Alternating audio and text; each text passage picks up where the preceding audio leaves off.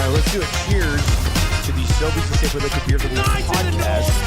We ride again. I love you guys. Careful, that cake's hot.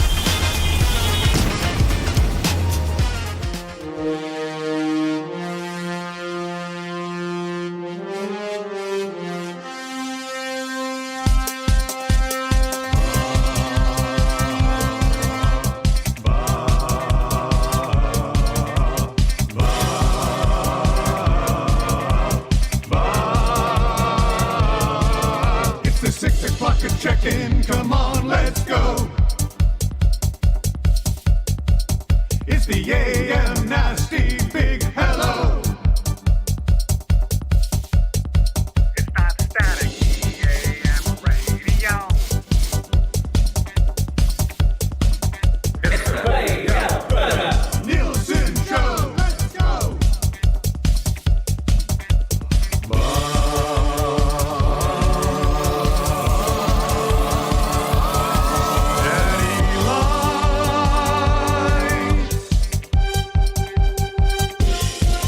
Everybody tuning in, even my wife. Mommy likes too. And those Macramalla intros are cutting like a knife.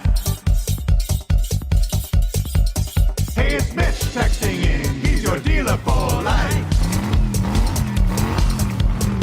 The cracker 6 o'clock and lager with some sirloin bites.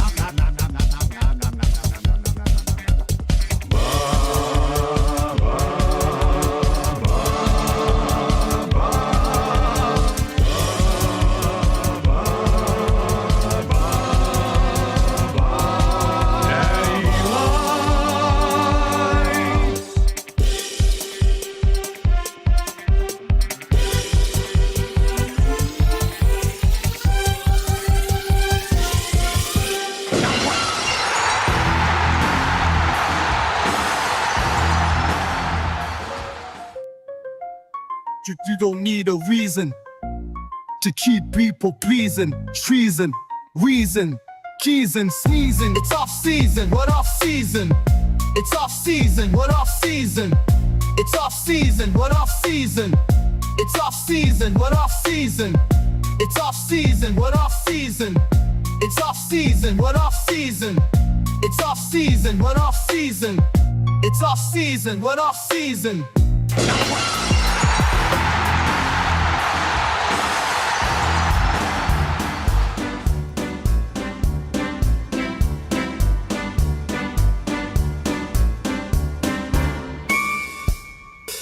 DRS, DRS, drop that wing and try your best. Get up close, you've got to press, must be within 1 second or less. Show that speed, please don't swerve. Hey, look out, here comes a curve. Hit the button, be ambitious. Goodbye, Mikey, too judicious. Around the world, they will prance. Red Bull Ring to Paris, France. And you never want to finish second best.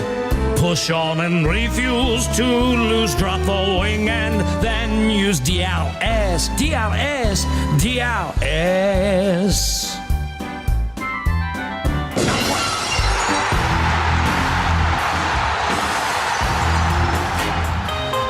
Georgie! Georgie! Let's get nuts. Swing it and drive. Get up, dog, get out of here.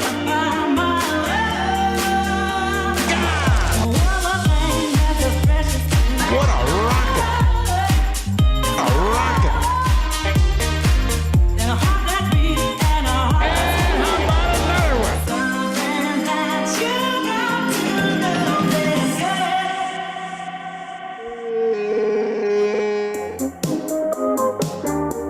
It's a two-jacket day. He is on fire. Staying hot, Marcus.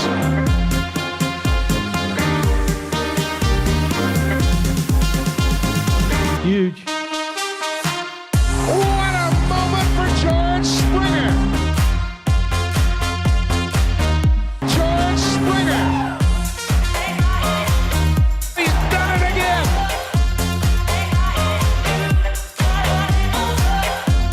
major leagues.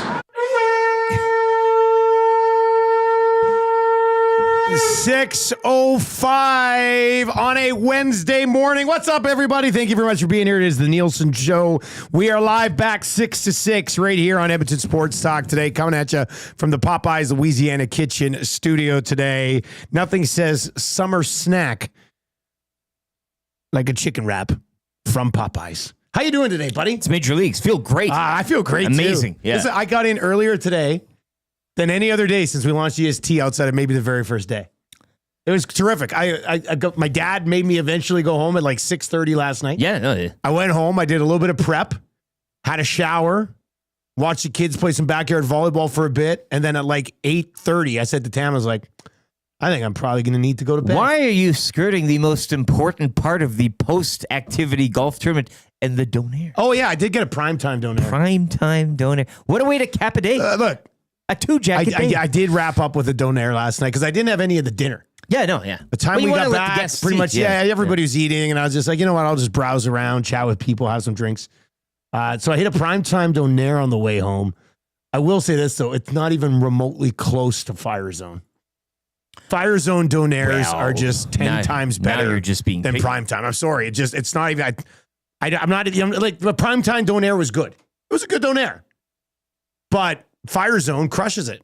Absolutely crushes it. Well, Where is the nearest Fire Zone? There's only one, my man. And it's over by my place. You know, if you just take the White Mud down towards where we were, like River Cree, there's like a Safeway just past the Henday. Okay. It's right in there by the Original Joe's. I'm going there today. I tell you, man, go have one. You'll be like, you're right, Dusty. Okay. I'll be the judge of that. Hit a donaire last night. That was good. And then got a ton of sleep. Had a dream that I slept in for the show. I woke up in my dream, kind of just chilling. Looked at the alarm. It said it was 7:15. Still didn't think anything of it. Then I looked at my phone and you guys were texting like, you're missing the show. And I was like, oh my God, the morning after a golf tournament, nobody will ever let me live this down. And then I woke up and I saw it was only like 3 o'clock in the morning. So you came straight here. Yeah, but then I You didn't want to leave it. No, that's the thing.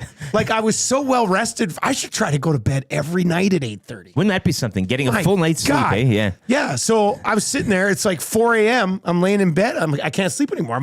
I've had my 8 hours. Yeah. I slept more last night than I have in 3 weeks. You'd be overtired. So then I got up. I was in here at like 10 to 5 today. It was just a great morning. That's what you do with a morning tournament. This is why you need to have a morning tournament, because you're off the course by 2 o'clock. You're having your dinner and stuff. You can be home by 4 or 5 if you really wanted to. So, I mean, I'm feeling great. You said you're feeling great too. I'm feeling fantastic. Yeah. And I too didn't eat the supper, but had a little sustenance when I got home. But it's perfect. Sun's still up. I mean, you can still, the Jays, you know, you get it all. Yeah. You get it all. It was terrific. And then right when I was about to lay down and go to sleep last night, the news broke that the Oilers finally gave in and moved O'Reilly to get that's the big news, to get Isaac Howard. Yeah. So we'll definitely get into that. We're gonna actually have a guest in the 6 o'clock hour. I says pardon. 5 guests show today, which we rarely do. But I had after the golf tournament. I know. After the golf tournament, I had originally booked Keegan Matheson to talk about his book, The Franchise. Stand it up on the. Which would be looking to go for its franchise. It's 11th win in a row. Hopefully you were riding with us. We've hit both early bird bets. Today's is already up. We're on the Jays again. So Keegan, I already had Keegan scheduled for 7 o'clock. They're not even playing 9 innings anymore. It's just they don't even need it's to. Just teams just like enough's whatever. Enough. And then Macramalla, obviously it's Wednesday. And then I had Shawn White. Whitey's going to join us at 8:30. BC Lions kicker, former Edmonton Eskimo back in the day. Good guy. Great guy. Good former dude. card player at local Bonspiel. Huge Canucks fan. Sure. Get his thoughts on their off season. What off season? So Whitey will join us around 8:30. And then this trade breaks last night. So Erik Erlendsson, who's been the best Tampa Bay Lightning insider for years, he's going to join us at 6:30. And then Craig Button. I fired a quick text to Button. Button knows prospects. He's going to join us at 7:30 to get his thoughts on this Howard O'Reilly deal. His response to your text was, what took so long? Trade breaks, you immediately. I was waiting. So, I took care of that business. I was still asleep by 8:45. So, great day. Trev, how was your day yesterday? So, you were with the team that won last year, but you guys finished second this year. But I will say this, the team from Paramount Flooring, who you were with, great people, great partner of ours. They absolutely loved you. They loved you. They're like, God, we love that Trev. Really? Yeah. Oh, they said that? Oh, that's awesome. I was telling you when I came in yesterday, felt like a dream. Like I was just waking up. Right now, it's just like, it didn't even feel, it was just a long sleep. And I'm just waking up now. Yeah, huge shout out to everyone at Paramount Flooring. My team was amazing. Last year was awesome. I had so much fun. But I don't really remember it. I didn't even make it to supper. I was like outside suntanning. Yeah, you were done. You and your landlord. Yeah. You and Murray McCourt at the ranch. Yeah, so nothing against, like, a huge shout out to Wolf. They were there as well this year, which was awesome. Papa Wolf and Wolf. Yeah. Great outfits. But I mean, we didn't shoot 17 under like last year. Like, this team is unreal. So huge shout out to Jill. She's Nugent Options in the Nasty Chat. Okay. All right. You see that one. And then there was Ryan, there was Paul, and Brett. And Brett is the one who was, I mean, Paul can they all could, man. Like, they were Brett all could making smash this thing. Yeah, I think he was driving, like, the one drive was like 320 yards probably. Yeah. It was crazy, man. Some of the most impressive golf I've seen in my entire life. And then, like, this is saying something. Like, I've golfed with my uncles. I've golfed with my best buds, you know, the boys trip we were talking about. Yeah. It's always so much fun, but I have never had as much fun golfing as I did yesterday. Like, it's never even been that close. Like, the vibes were electric. Every single shot, every single hole, we were like, holy crap, like, what is going on? So as a fan of golf and just, you know, just knowing how hard the sport is, seeing these guys crush it every single hole, it was majestic. It was pure, is what they say. It was beautiful. My goodness. So it was, and then the first shot of the day, apparently I had one of the worst shots of the entire day. And Zach was telling me about this. So that Zach told you had one of the worst shots. So what are we talking about? Yeah, that doesn't feel great. But I was able to make a few okay shots. I don't know. Did I help the team? Not really. Did I hurt them? They said you were rolling in some putts. I mean, I was the first one. Like, I was the first shot on the putts. Yeah. Oh, okay. Yeah, you're the guinea pig. Yeah. So I mean, they would have for sure. Even if I missed a putt, which I did, like, they were getting them in. So yeah, I had a few good shots. But I mean, all in all, dude, fabulous day. It was unreal. So my team was amazing. Huge shout out to those guys. Hopefully, I can run it back with them next year. And then your Oilers make a trade. Yeah. This is it's so weird because there was kind of rumblings last week, but. Yeah. No, you know. I think the Oilers weren't willing to pay the price. Yeah. And then now they're just like, they really want Howard, obviously, because they moved O'Reilly to get him. Yeah. And I didn't mind O'Reilly. I was keeping tabs with his season. He had a pretty solid season. But this guy, I mean, talk about swag. This guy's got swag. He's got swagger as well. He's got confidence. You got to have swag to tell Tampa you're not signing with them. Yeah, man. Like, that's I don't know what the deal is there, and so I can't wait for our first guest of the day because I've got a lot of questions. I'm super curious. Like, I had no idea when I saw the rumblings. I was like, I don't think this is legit. Like, it can't be legit, but they got him. They got the rights to him, is what I'm seeing. So here's hoping. And they signed him last night. So yeah, okay. Well, so there we go. He got his entry level deal. So what they've done here is they've added. Who I think could it be a top 6 forward this year at an entry level deal? Yeah, I think he's going to be ready. We've been sitting here saying, what money are they going to spend to bring in a top 6 forward? And all they had to do was sacrifice one of their best prospects to get a prospect who's a better fit for the group they have now, who could very well be ready. And this, we're going to ask both Erik and then Button. But I believe Button's going to tell us that this guy can play starting this year in their top 6. Yeah. So I'm excited. They kind of fast forwarded things here a little bit. They did. And moved a guy who's probably going to end up being your third line center long term for a top 6 winger. And then we'll see where it goes. We'll see where it goes from here. So we'll continue with that conversation. Erlendsson's going to join us in about 15 minutes. Rick, your group was, you were with Normology and the Halud crew and Grumpy Cat. I was with those guys last year. You guys had great outfits. Yes. You guys were rolling the Stuart Skinner, right? The winner, Stuart Skinner. This is what, imagine 80s workout attire for the entire team. Get on your And then feet. they're just like, He can't be beat. I don't even know if you guys He's a golfed. winner. I feel like you might have just drove around for 18 holes. How was your did. day? Yeah. That's what I did. Yeah, you did. Yeah. But the other guys swung a club? They golfed, yeah. So Normology, Burlando, Grumpy Cat, and their buddy Ham Slice. Well, ham slice. Yeah. So we mooned your mom. Okay. I tried to moon Belsey. Couldn't really get to that, but no, it was a great day. Normology had his shirt off again. He did. I We all did by the posted end. an epic picture Yeah. of him and Big Uke last night on the patio at the end of the night. You got to go see it. I said, put it in the Louvre.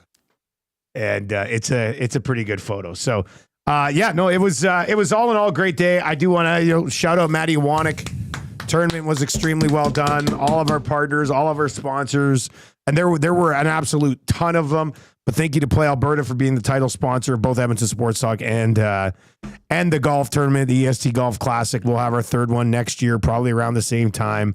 I know it fills up very quickly. Who knows? Maybe 5 years from now, we're running a double tourney. I don't know. We'll see. We'll see where the days go. But it was outstanding. It was a lot of fun. And big thanks to GS Construction, the Sandman.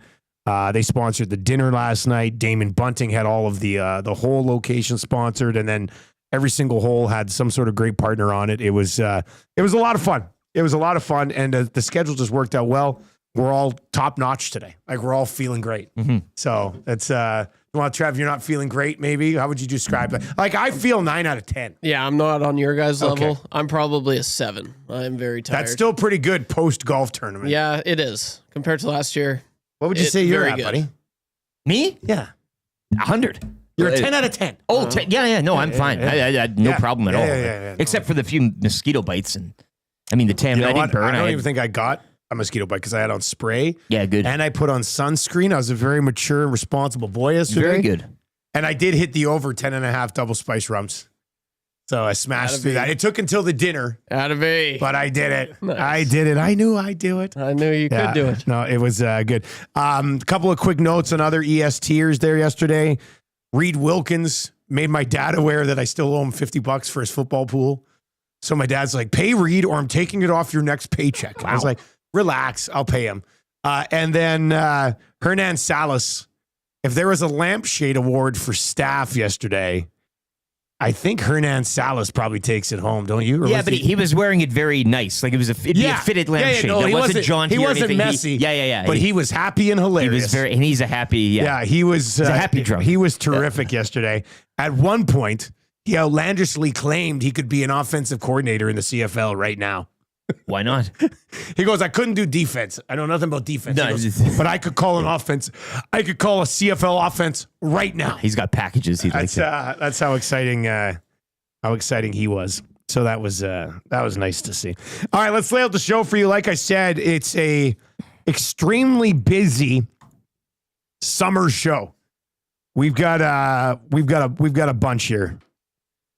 We're gonna get to Erik Erlendsson, Lightning Insider. Why wasn't Howard going to stay in Tampa? Were there a number of teams interested in him? We'll get into all of this. He's going to join us around 6:30. That'll lead right into our off-season discussion, which will be asking you, where are you slotting him in the lineup? Keegan Matheson on the insanely hot Toronto Blue Jays. If you are riding with us, I said on Lock Shop Monday, throw the Jays into every other parlay you're making right now. If they win today, it ties a franchise record, 11 straight. Matheson also wrote a book. We're going to give away that book right there. A copy of that book's going to be given away today. Signed by you. I'm signing it. Yeah, I'm going to sign it. It's a good read, Dustin Nielson. Keegan Matheson is going to join us just after 7 o'clock. Free advice with Damon Bunting for Damon Bunting. Bunting was a beauty. He was on yesterday. fire. They're giving out hugs like they were just. So Bunting rolls in when we were sitting there doing the show yesterday. It's like 7:30. I turn around. He's doing the DX chop. Yeah. This is one of the guys I want to be better friends with. He came to play. And He's you're right. DX the full chopping DX. A lot of people do like this. No, he was full. He was DX. Man. Yeah. Yeah, a very weird thing first thing in the morning, but I like seeing it. That's how he starts his day. Yeah, so if you have an early morning meeting with Bunting, he shows That's just up how it doing works. Yeah. Bunting and his kid was there yesterday working his hole. So I had a chance to actually chat with his boy, which was great. They work together.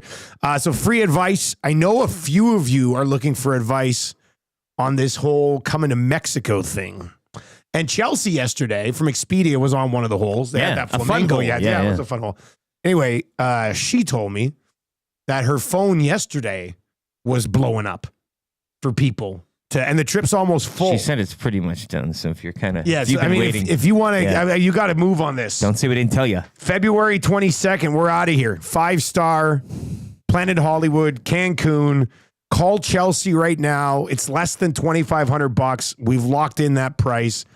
780-970-4834. That's 780-970-4834. If you're on the fence, you might want to move right now. Play Alberta early bird bet of the day. Craig Button at 7:30. We'll get his thoughts on if Howard just roll in and ride shotgun with Connor or Leon this season. And if he does, what would the expectations be? Last year, he won the Hobie Baker, and we went through the Hobie Baker winners last week on the show. You ranked them. We pointed out or maybe it was on Oil Stream. Anyway, we went through it. Of the last 10 Hobie Baker winners, three of them didn't really do anything. Don't you dare say we're getting too Makar excited. was mixed in there. Don't you dare say we're getting too excited. We'll find out how excited we're supposed to be about Isaac Howard. But he had 26 goals and 52 points in 37 games at Michigan State University last year. 5'11", 190. So he's not bringing a ton of size, but he's bringing some ability to take it to Snipe City. Matthew Nyes was only a finalist. So there's your... Interesting. Well, then I guess he's 100% better. My real question is, how are they going to afford him in 4 years? We'll worry about that later. Macramalla is going to join us. Kind of easy trivia. 3 questions too many. That's a good for the Italian Center. Shawn White at 8:30. Lieutenant Eric's weekly rankings of power. And the wrap for William Huff. Let's get into your morning announcements today for 100.3 The Bear. You can record every morning. Jess Jackson on the way home.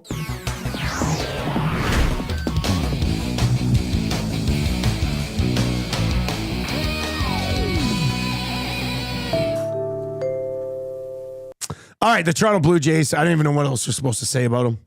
I mean, they're winning. They're run lining. They're over team totals. They're a betting machine right now. Yeah, Davis Schneider's turn last night to go yard, and as mentioned, a rain kind of cut short game, but this was a delicious road trip heading in. White Sox, you get the day off. You get the day off tomorrow. They wrap the series this afternoon, day off, but then it's over to play the Athletics. So yeah, this is they're approaching this is historic territory now. They are on the. They will tie a franchise record today. Yeah. If they can win it, it'll be their 11th straight. The early bird bet is already up. I'm just going to jump the gun on it. Should probably get on it. Jays to win. Jays over 4.5. Barger hit plus 205. Sure. Plus 205. Who's arguing? I mean, this is cashing easy lately. Maybe it doesn't today, but I mean, with the trend that they've been on right now, the streak that they're on, you kind of got to get on this. It's already waiting for you. This is what happens when I get in early. Everything's taken care of early. Just got this show on cruise control right now. You're the early bird. I am the early bird today. The early bird gets the bet. What would be your whistle for the early bird, or call? I guess you could say. Like, is it more of a shrieking or more of a songbird? Bird. Oh, okay, It's an elk call basically. But all right. How about this? Christian Horner out. Hey, at Red Bull. Is this a we really want to keep Max sort of thing? So Horner's out. Do you think that's what this is? Sources and Max and apparently they're worried about Max going to Mercedes, right? Yeah, and the discussions heated up over the past 2 weeks apparently. So the Austrian and then of course the British Grand Prix. For him to go to Mercedes? For Horner being Horner on the outs. So this is kind of and if you look at it, when did the Mercedes kind of rumors and all that kind of start bubbling up? I mean, for real, like that was at the same time frame. So. Yeah, I mean that's probably kind of what this is. If Red Bull had to choose between Max and Horner, you had to choose Max, didn't you? Christian Horner's marketing capabilities and ability, it's not really taking a bit of a hit. I mean, Hernan could probably run team principal for Red Bull. Nope, Hernan could only run a CFL offense. 20 years, 14 titles, 405 races with Red Bull, overseeing Red Bull, 124 wins, 8 drivers' titles, 6 constructor titles. I think what probably hurt him was the fact that they haven't been able, like, Checo was okay, but they haven't been able to find anybody in that second seat that can even remotely be competitive. Not at all. Which is not a great look on him. So Christian Horner out at Red Bull. We're at 71 thumbs up. Let's hammer through. I mean, we got to be at 100 by the Oilers made a pretty significant trade yesterday. Let's go. Hammer the thumbs up for us. If you're listening on TuneIn or iHeart or at EdmontonSportsTalk.com, please just send a link to your buddies so they too can hop in on the fun with us. I got to make a note here with when we have Button on. I want to get his thoughts on McKenna going to Penn State. He'll have a good read on that one as well. All right, 780-218-9999. That is the Paris Jewelers inbox. Huge selection of engagement rings, wedding bands. Do not pay for 1 year. West Edmonton Mall, Kingsway, Londonderry, Sherwood Park Mall, St. Albert Center, online at parisjewelers.com. And of course, the best part about it, they are Canadian and they are family owned, and it's a great family. parisjewelers.com. One of your text messages will win a gift certificate to A&W for text of the day, where for a limited time, the price on a Masala Veggie Burger is just $6. The Masala Veggie Burger is here to stay, but the price on it right now, just $6. Barry texts in and says, guys, with Horner out at Red Bull, what does this mean for McDavid's contract? That's a good question. Maybe we'll ask Keegan Matheson. Yeah. If the Blue Jays win 11 in a row, will it make it more likely that McDavid wants to move back to Toronto? I like that one. Man, we got lots of people looking for advice today. You guys should try to save your text messages for the advice segment, because I know I'm going to miss a lot of these. They're coming to you because you're the early bird. I think you've demonstrated that. I said I'm ahead of the show, but now I'm falling behind. Well, yeah. Red is in it, says, how do I get my hands on Keegan's book? Well, you buy it, but we will give this one away with some Blue Jays trivia maybe right after we have Keegan on. And you'd get that at a bookstore, I believe. Yeah, there's these places where you can go buy books, hardcovers, soft covers. Where do I get that book? Yeah. I like going into chapters. That's great. But I think I'd like it more if I actually read books. I'd be like, oh, I really want to read this. I like to just go in because I like the idea of books. Well, they have those kitschy knickknacks as well, right? They could go to that one table and they got this plastic thing keeps your drink from there's all that weird stuff. Defizzing or something. I don't know. It's pretty much like Tammy's birthday's on Monday, our anniversary, or I don't know the day. I know the day. I don't know if it's, when's the 14th? Is that Monday? Yeah, it's 14th. So her birthday's Monday. Our anniversary's Thursday next week. For the birthday, I'll always be like the day before, the kids and I'll be like, let's go to Chapters and check out like the cool area and see if we can find a new scarf and a candle for mommy. Sure. Yeah. And the kids love it. They got it all. So yeah, no, it's kind of fun. Library Pat texts in and says, guys, a conch for Matty. It sounds like he knocked another event out of the park. It's true. Awanik nailed it. He did apparently miss an email, though, I was told yesterday. Awanik did? Yeah. Speaking of emails. It wasn't perfect. It was like a 99.5% thing. What email did he miss? It was something that had to do with Boston Pizza and some sort of food drop. It all went through in the end. It all got done in the end. Well, that pizza was there. I know. It was pretty delicious. Had a big slice of meteor midway through my round. Sure. And I didn't want to hog it. So I only had one. Yeah. But I could have crushed 3 or 4 slices at that point of my day. Great food. Great food on a lot of those holes. I think last year I did have 3 or 4 slices. This year I didn't have any. It was the last hole we had, but it looked good. Oh. Didn't Maddie email us? Don't we have some tickets to give away? I think we might have some Elks tickets to give away today. Pretty sure we do. I'm going to make a note on this. We'll probably do that right after we have Shawn White on because he'll be playing in that game. Today's Wednesday, correct? Yeah. 2 tickets to the Elks Lions Sunday, courtesy Play Alberta. Okay. Well, we'll give those away with some Shawn White trivia. Just Shawn after White 8:30. trivia. I like that. Yeah. Now after we have him what's on. his blood type? It makes sense. Yeah, I could text him and find it. We could do that. You know? There's only so many. I mean, there's not many. Somebody's blood gonna types. get it. Somebody will get it. I think. T. Wilson says soft cover, hard cover. Why is there not a medium cover? But there kind of is. Now, what I'm curious Cardboard. of is underneath this. Is it just blue? Like if you take this off, is it just blue? Or I wonder. It's just blue. Okay. It's But just blue. but look at the spine. Oh, That's pretty cool. the franchise. Yeah, that's nice. It looks nice. I like that. Yeah. Looks like a hymnal. I don't know if it's against book rules to like undress them like that, but I did anyway. Well, it is the 6 o'clock hour. All right, let's get to a sports update, and then we're going to go down to Tampa. Erik Erlendsson's going to join us, and we're going to find out why is Howard not with the Lightning anymore. All right, and then we'll figure out what player maybe the Oilers have, and Bunton's going to join us a little bit later on, but why was he not going to be a member of the Tampa Bay Lightning moving forward? We'll get into that in a little bit. Let's get to a sports update right now with LT.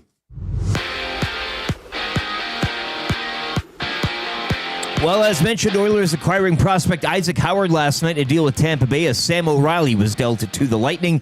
Howard also signing a 3-year entry-level deal. The 2025 Hobey Baker Award winner, 34 goals, 54 assists over 73 games in 2 seasons at Michigan State.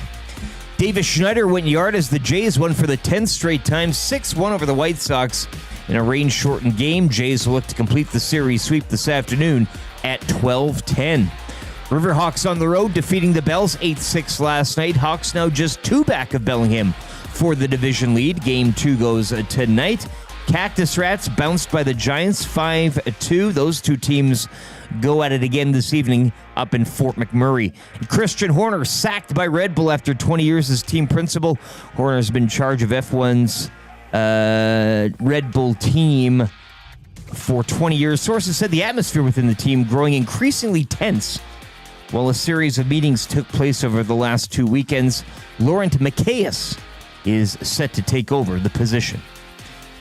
Up next, Lightning insider Erik Erlendsson on the Howard O'Reilly deal as Hour 1 of the Nielson Show continues here on Edmonton Sports Talk.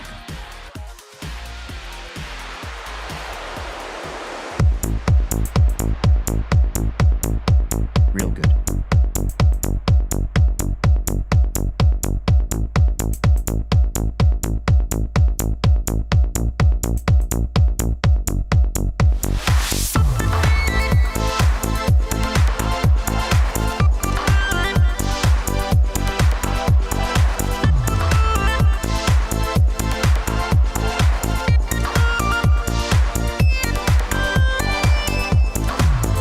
All right, 6:32 on the Nielson Show. Thank you very much for joining us here on Edmonton Sports Talk. Tell your friends if you're watching over on YouTube today, hammer the thumbs up for us and sub to the channel if you haven't already. We've got a jam-packed show for you. Keegan Matheson, who covers the Jays just after 7 o'clock. Craig Button on both O'Reilly and Howard in this trade. Is Howard ready for top 6 minutes here in Edmonton immediately? So Button will join us on that one. BC Lions kicker Shawn White in hour number 3, and Macramalla is going to pop by in his usual weekly spot at 7:45. Trev, changing 100.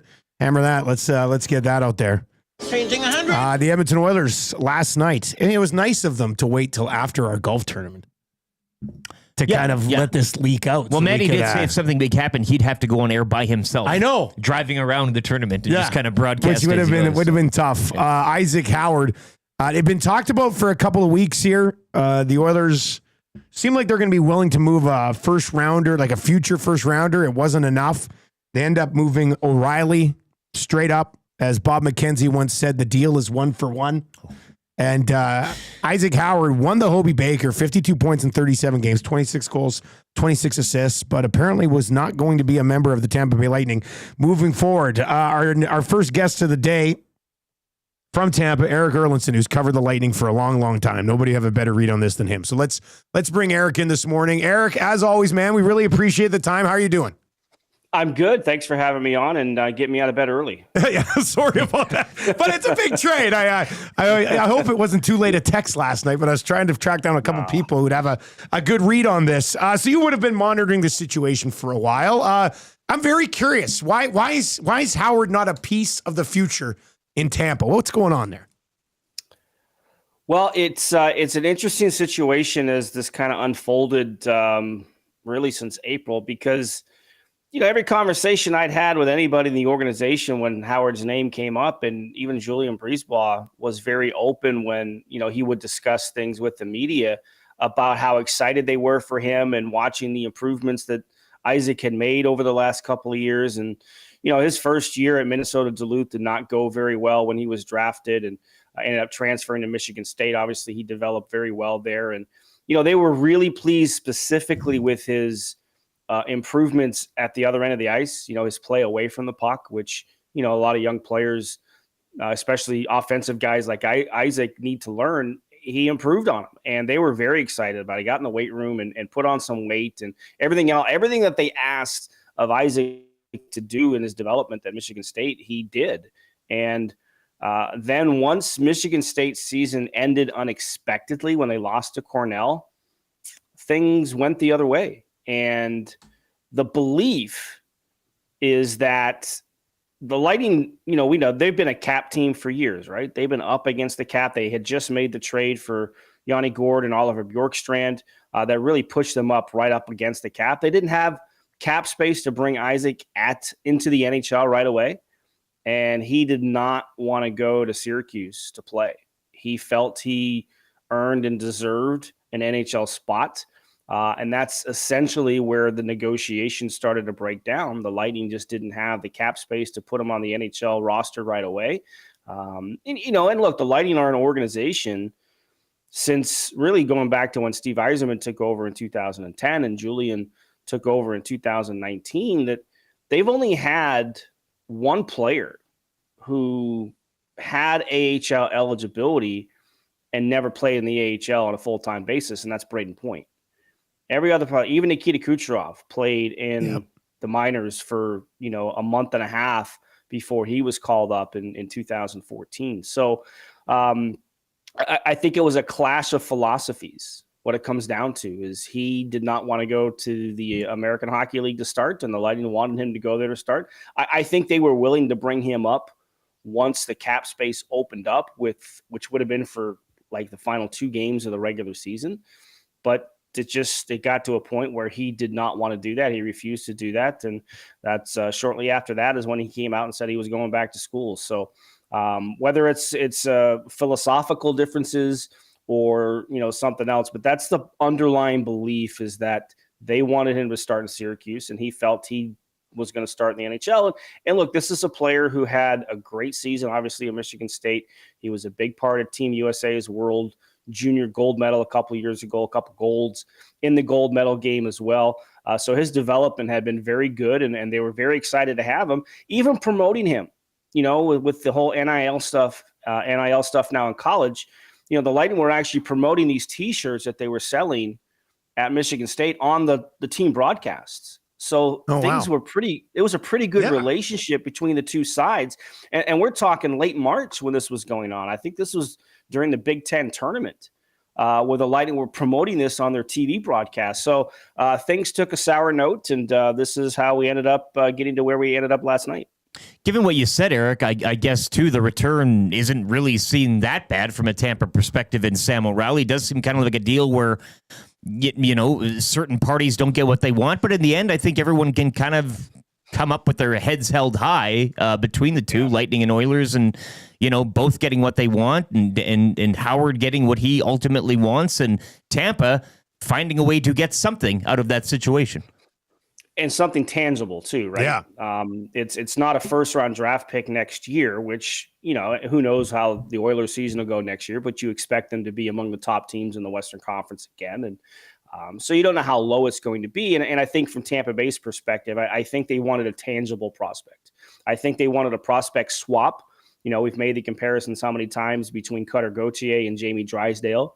the deal between Philly and Anaheim Yep. last year when Gauthier refused to play with Philadelphia. They found a way to get a similar type of prospect in return. And I think that's what the Lightning's aim here was to do.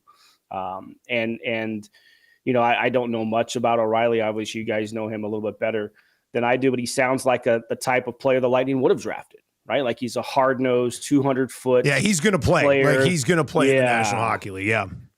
Yeah, so the Lightning get a couple years younger here in terms of the deal. Obviously, O'Reilly most likely won't play in the NHL this season, and they'll bring him in next year. But yeah, I think this is at the end of the day. I think both sides, actually all three sides in this case, will look at this deal and say they're happy.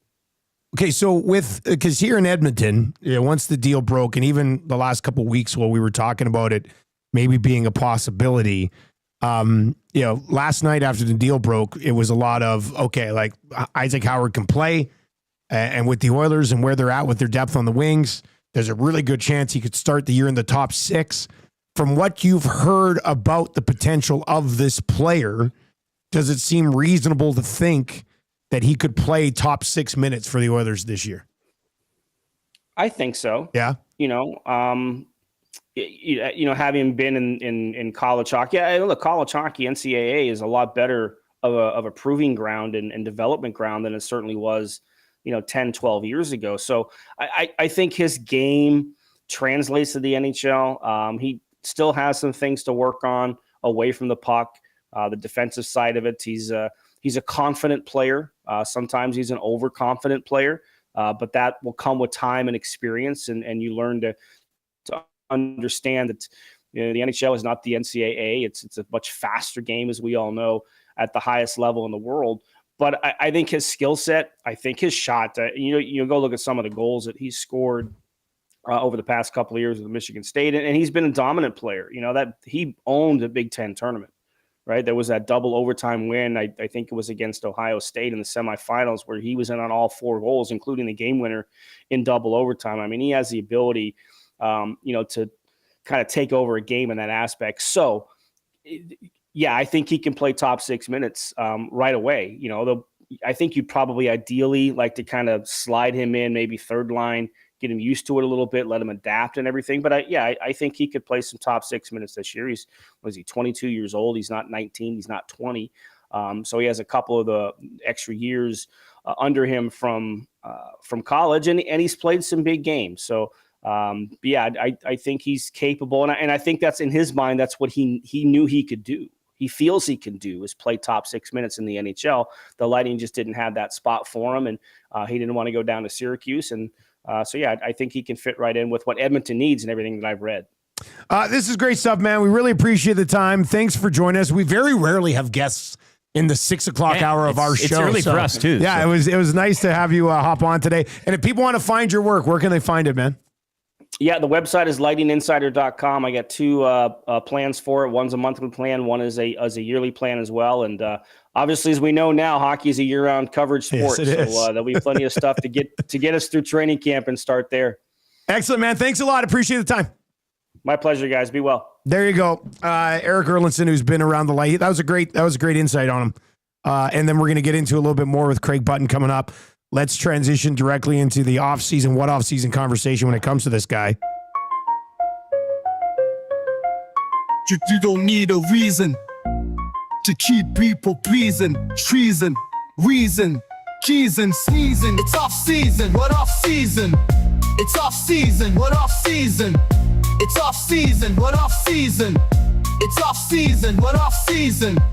It's off season. What off season? It's off season. What off season? It's off season. What off season? It's off season. What off season? All right, it is off season. What off season? And the Edmonton Oilers bring in Isaac Howard, Hobey Baker winner. And it's it sounds like from both sides, this is a great trade from a timeline perspective. Like the Oilers need somebody that can play in the top 6 right now. Yes. And Tampa wants to be more patient, and they don't have to rush O'Reilly. Yeah, and as you say, he will be an and NHL their cap player. situation. Yeah, he'll be at least, I would think, a third liner. Yeah. And that could be a really good fit for them. So like this trade for both teams on where they're currently at. You did hear Erik say that at times, Isaac Howard, who I believe they call the Iceman, which we can have some fun with. Is it too early to get to the goal song workshop? There's an Iceman song here somewhere that we could definitely work with. Sometimes he can be overly confident, some swagger, some cockiness. But maybe that's the type of guy you need on the wing. So the sexy thing here, in offseason, what offseason is, if this guy's going to play top 6, what do your lines look like now? Because if he can play top 6, it certainly changes things up a bit.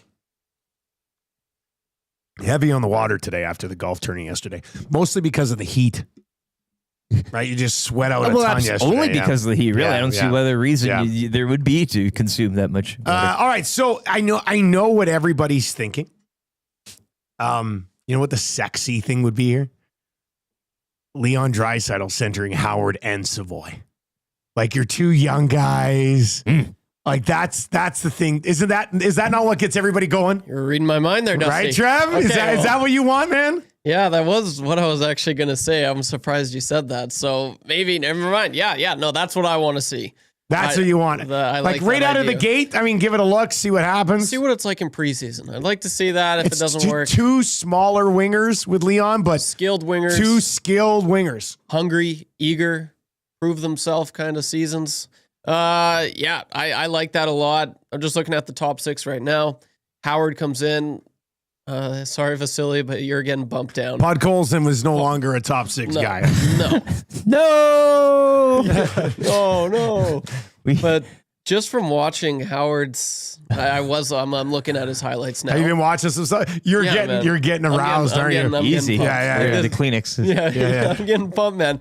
This guy's shooting wristers from the blue line, and they're going like top shelf. Like, it's really impressive. His shot is lethal. So, yeah, I mean, that's the scouting report on him, but he just looks like the right place, right time. It's also interesting. He's kind of on that Leon. A lot of the goals were that Leon spot, the one-timer. So I know McDavid likes to, maybe could he be on the top line with McDavid? I don't know, but you got options. I would certainly love to see him on Leon's line, though. Just someone. Just for Pete's sake, finally, maybe this guy. For Pete's sake. Maybe Isaac Howard is the guy to play with Leon Draisaitl. But obviously, I haven't been too fond of what the Oilers have done this offseason, or lack of what they've been able to do. But I mean, this moves the needle for me. Coming in this morning, I'm pumped. Like, this is awesome. Okay, what about this as a top 9? Can I give it an adjusted top 9 thoughts? Tell me. Send in yours right now, 780-218-9999.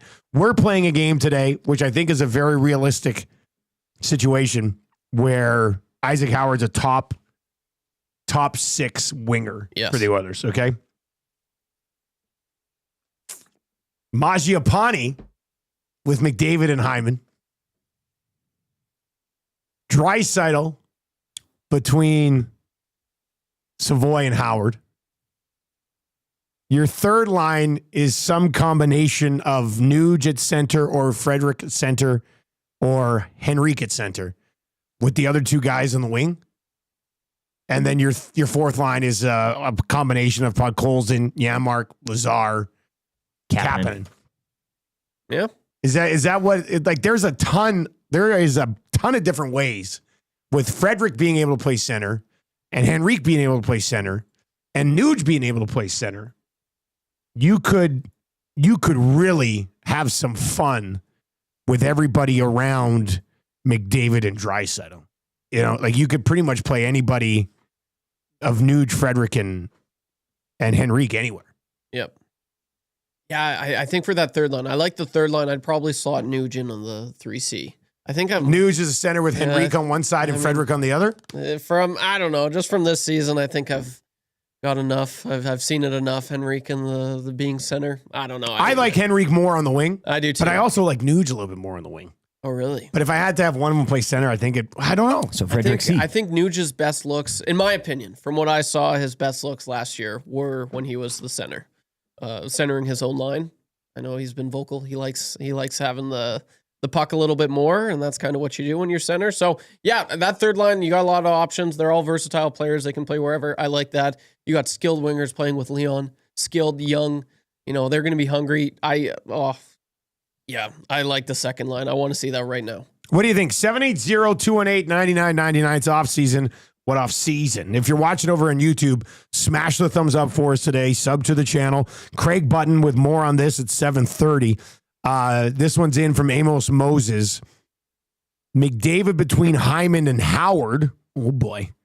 Dry with Nuge and Mangiapane. Frederick centering Henrique and Savoy, which I don't necessarily hate either. And then they called him Podzilla. And I think that's a stupid name. Nickname. But Podkolzin with Philp and Janmark. And then Lazar and Kapanen would be your Tomasek, nowhere to be seen on any of your... Tomasek! I'm just saying. Tomasek. I forgot about Tomasek. How could you? Tony didn't. No, Tony. So Tony We'll from be eating for free, boys. Tony Get your from appetites ready. Tony from BP's Westgate. Many of you would know Tony. Tony from BP's.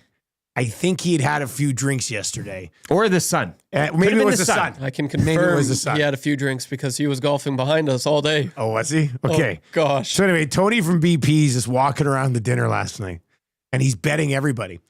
I bet, Tony. He said, I'll bet you Tomasek scores 25 goals. And I said, I will gladly take the under. And he goes, what do you want to bet? Well, I said, you tell me. You're the one offering this bet up. He goes, if Tomasek doesn't score 25 goals, I'll give you Boston pizza to eat for a year. I was like, what? And then he goes, and I said, so what if he does? He goes, you just have to tell people I was right. I was like, this is the best bet I've ever made in my entire life. Yes. So Boston pizza for a year, or I just have to tell people that Tony from BP's was right and Tomasek scores 25. The Bouchard deal really did him in, hey? Like he's reeling here. No, he said he liked this offseason more than last offseason. Oh, did you not bet him a 35-goal thing on Mangiapane? Was that you? I bet him. I had two bets. Okay. The 25-goaler on Tomasek? On Tomasek. Okay, perfect. For $100. I said, I accept e-transfer cash, whatever you want. Send it to me. I don't care. And then another $100 bet on Mangiapane, 35 goals. So Tony's very excited right now. Go to BP's Westgate today, see if you can still get on it. Yeah, go in and see Tony. If you want to bet. 25 goals. He'll be the guy who's looking extremely hungover. Yeah. Go up to him and just say, man, I'll give you that bet too. Yeah. Sure. If he does it, I'll say you're right. Curtis from Boston Pizza is going to fire Tony today. Tough 48 hours. Well, I was at their table as well. He's like, Curtis, you gotta stop making bets, Tony. What are you doing? That's good. Tony's gonna think I'm not gonna cash in on this, but Marshall and the Muzzer be having bugs and cheese every single night for dinner for 365 days. Or if Tomasek scores 25, I have to come on the show once and be like, no, Tony was right. Tony was right. and you'll be joined by Tom Gazzola, who won free. He did win. Yeah. So we're doing all the draws yesterday. Food. And one of the prizes was pizza for a year at Boston Pizza.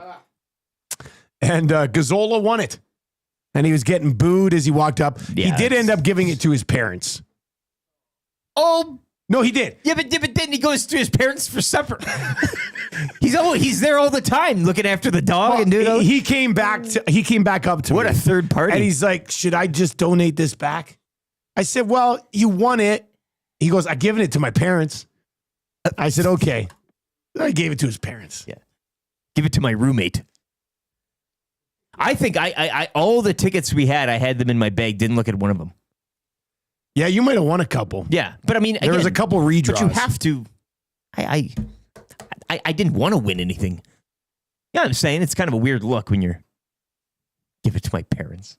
CB radio guy says, guys, I don't think you change McDavid, Hyman, and Nuge. So if you know what? Let's see this. Let's do this again. Let's say you leave Nuge. I mean, I don't think Nuge has to play with McDavid. It's not like he had a great year. I think that line, they 2 years time ago, for a new look. It was awesome. This previous season, I should say, was pretty underwhelming.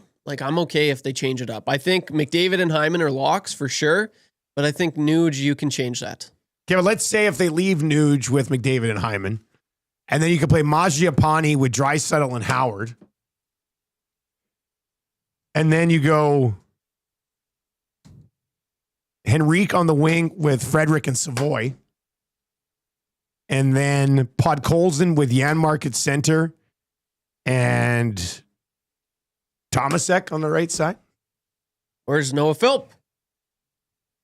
Unfortunately, this team's too deep for Philp. Yeah, that's what I'm starting to see. I don't know. We'll see. We'll see what ends up happening there. But 780-218-9999. Shout out to the Oilers for making a deal here in the offseason. That's always great. Ryan from SK says McDavid and Hyman with Henrique, Draisaitl with Mangiapane and Howard, Nuge with Savoy and Frederick, which I don't mind. I like that line. Nuge, Frederick, and Savoy as a third line. Sure. I say we go over every possible possibility. Well, we will. Like mathematically, how many could there Every be? single one. Yeah. Somebody could run the numbers on that. 15 forwards put into 12 spots in the with machine. 4 different line combinations. Could somebody please run the numbers on that? Well, nerd out there, help us get the numbers on that. I'm also adding this Baby Billy nerd clip to the show today. It's worked out really well. Go outside, nerd. Get out. Go. I ain't got time to be distracted by your worthless chime-ins. Go on. There you go. That's It's a for Buck all you Martinez get analytical nerds. Get up. Get out, nerd. Get out. Get outside, nerd. Go outside, nerd. Get out. Go. I ain't got time to be distracted by your worthless chime-ins. Go on. That's some brilliant Walton Goggins right there. If you haven't watched Righteous Gemstones, his character, Baby Billy, is one of the all-time great television characters. He's terrific. Somebody was asking, Trev, because you've been on tilt a bit throughout this offseason, does this ease your nerves a little bit? Yeah, a lot. A lot? Yeah, this makes me feel okay. It's surprising because, I mean, he has yet to make his debut, but I mean, Hobie Baker. I mean, I know, but not all Hobie Bakers. I mean, I was looking they don't at all it. work out, They but don't. But I don't know, man. I'm pumped for this. I really am. And I mean, basing it just of what I've seen, like in the last hour, the highlights. But he looks legit. Like, I'm surprised by his skating. He's noticeable. He is very noticeable on the ice. So yeah, I'm pumped. This makes me feel a lot better. do you think when Bowman and Jackson met with McDavid and they said, here's the plan for the future, and Connor did that thing where he just pushes his finger against their lips and squishes it? It's like, like, don't talk yet. Let me speak. He's like, shh.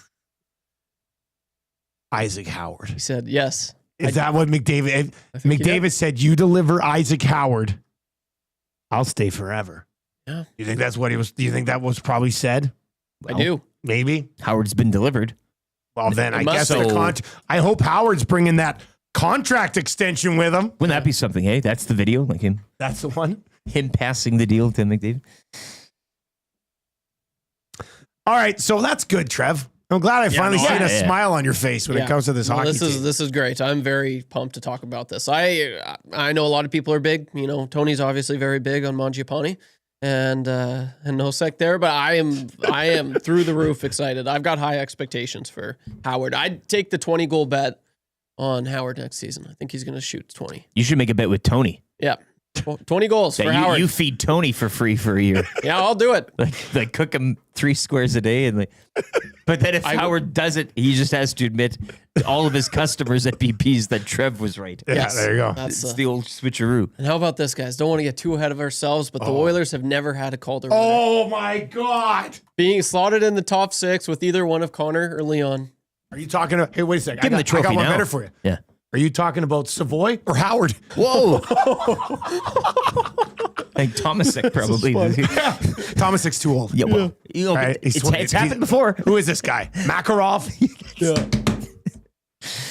All right, we're on fire We need to work today. in more of those Makarov jokes moving forward. I like that. It's an often forgettable. It really time is. in the Anytime league, there's somebody old, we can really dial it back to the old days. Go outside, nerd. Get out. Go. I ain't got time to be distracted by your worthless chime-ins. Gone. If you want to try to take a run at text of the day with that nerd clip, feel free. If you're watching over on YouTube today, let's smash through 200 here before we bring Keegan Matheson on. The guy wrote a book. He's an author. I mean, we should definitely be at 200 likes by the time he joins us, and there are almost 400 of you watching because of the big deal. If you missed it, if you're on YouTube, scroll back. Erik Erlendsson gave us a great breakdown on Howard. Craig Button's going to join us at 7:30 to do the same. Buck and Martinez, a nice off-season Button visit. Buck Martinez, Dan Schulman, and Hayes O'Neill and Noodles writing reviews on the back of this book. I find Overdrive reviewed it. Overdrive. The three hosts. That makes it. I'm signing this book. I think so. We're going to give this book away, but I'm going to sign it. Yeah. Just right here. To whoever.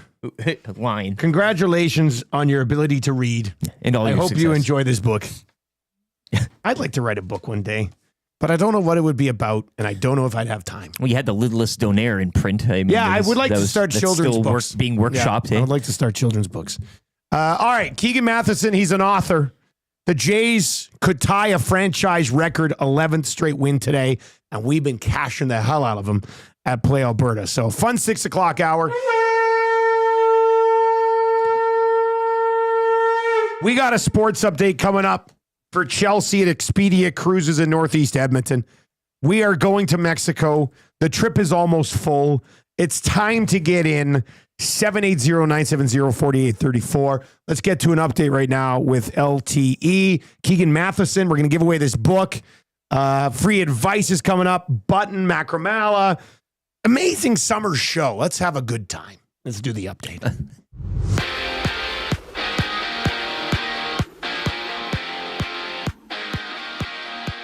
We have a trade to announce. Well, it was one from last night.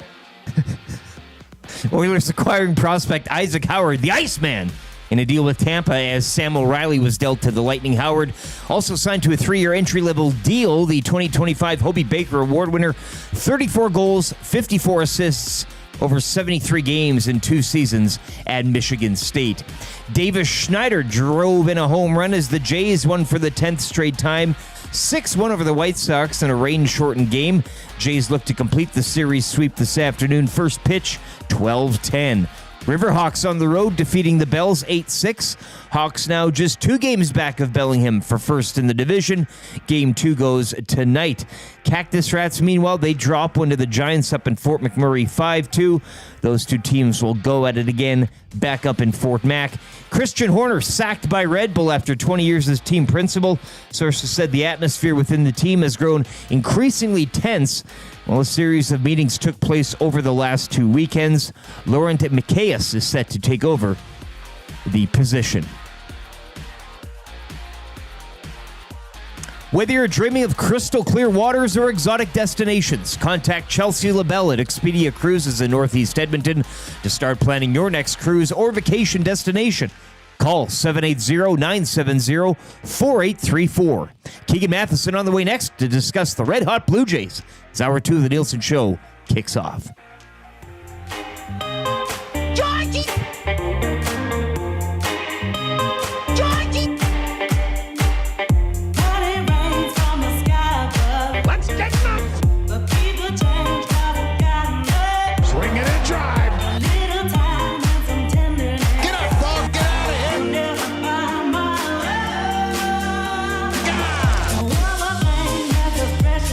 What a rocket. A rocket. And how about another one?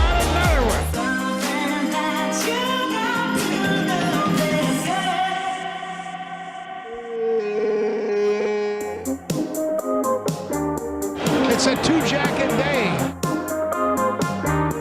He is on fire. Stay hot, Marcus.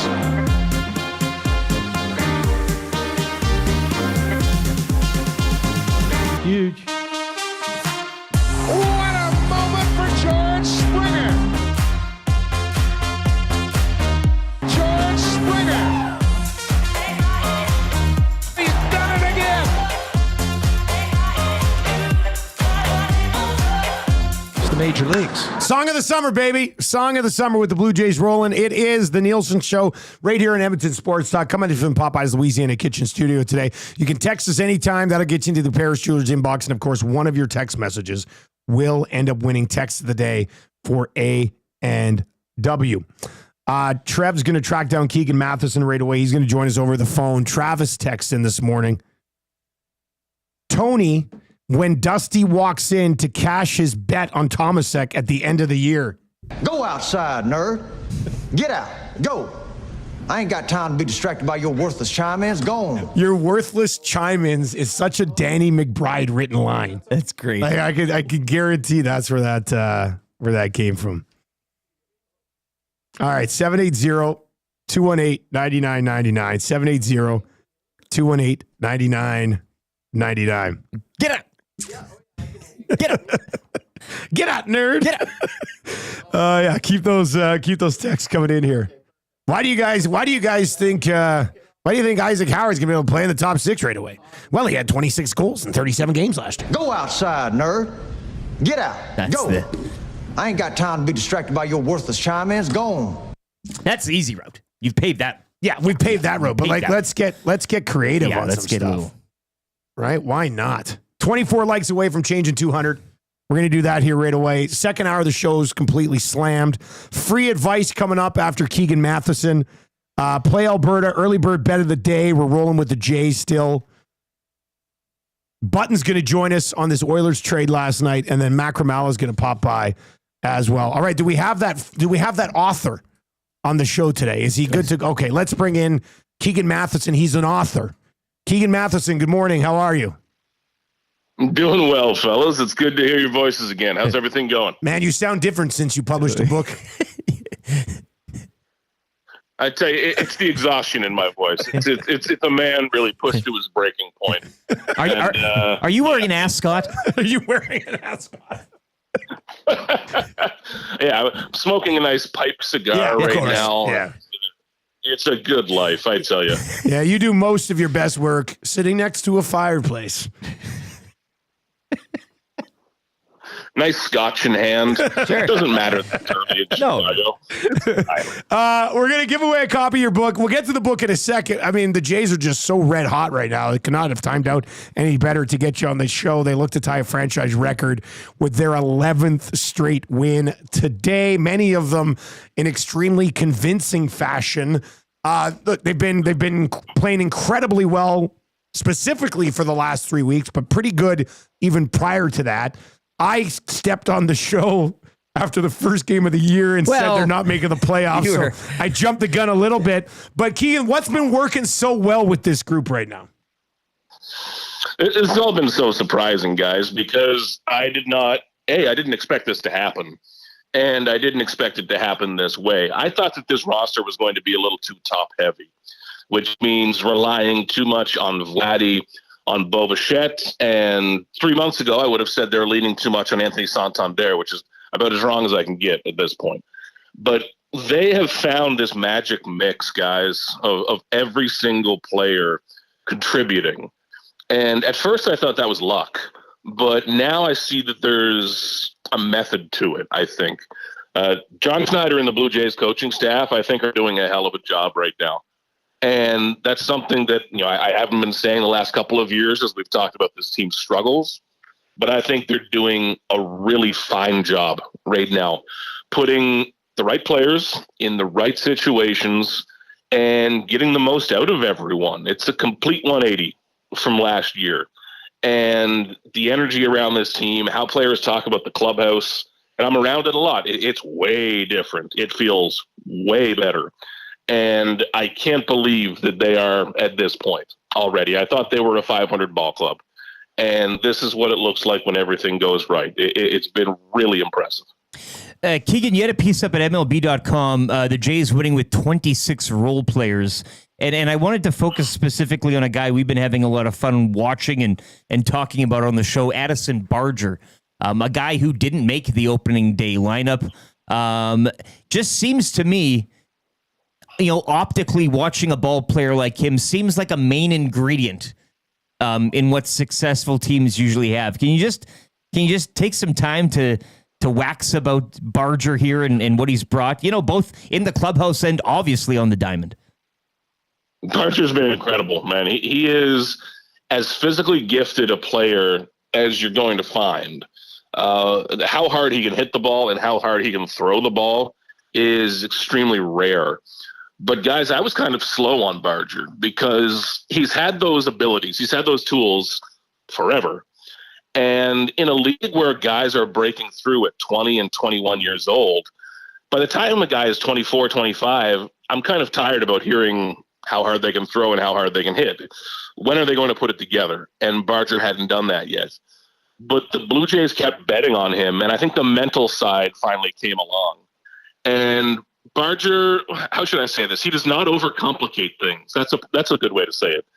And when I asked him earlier this year what mental change had happened, he looked at me and he was kind of grinding his teeth and he said, "I chilled out, man." And in a very non-chill way, which is very Barger, but he is all energy all the time, maximum, everything.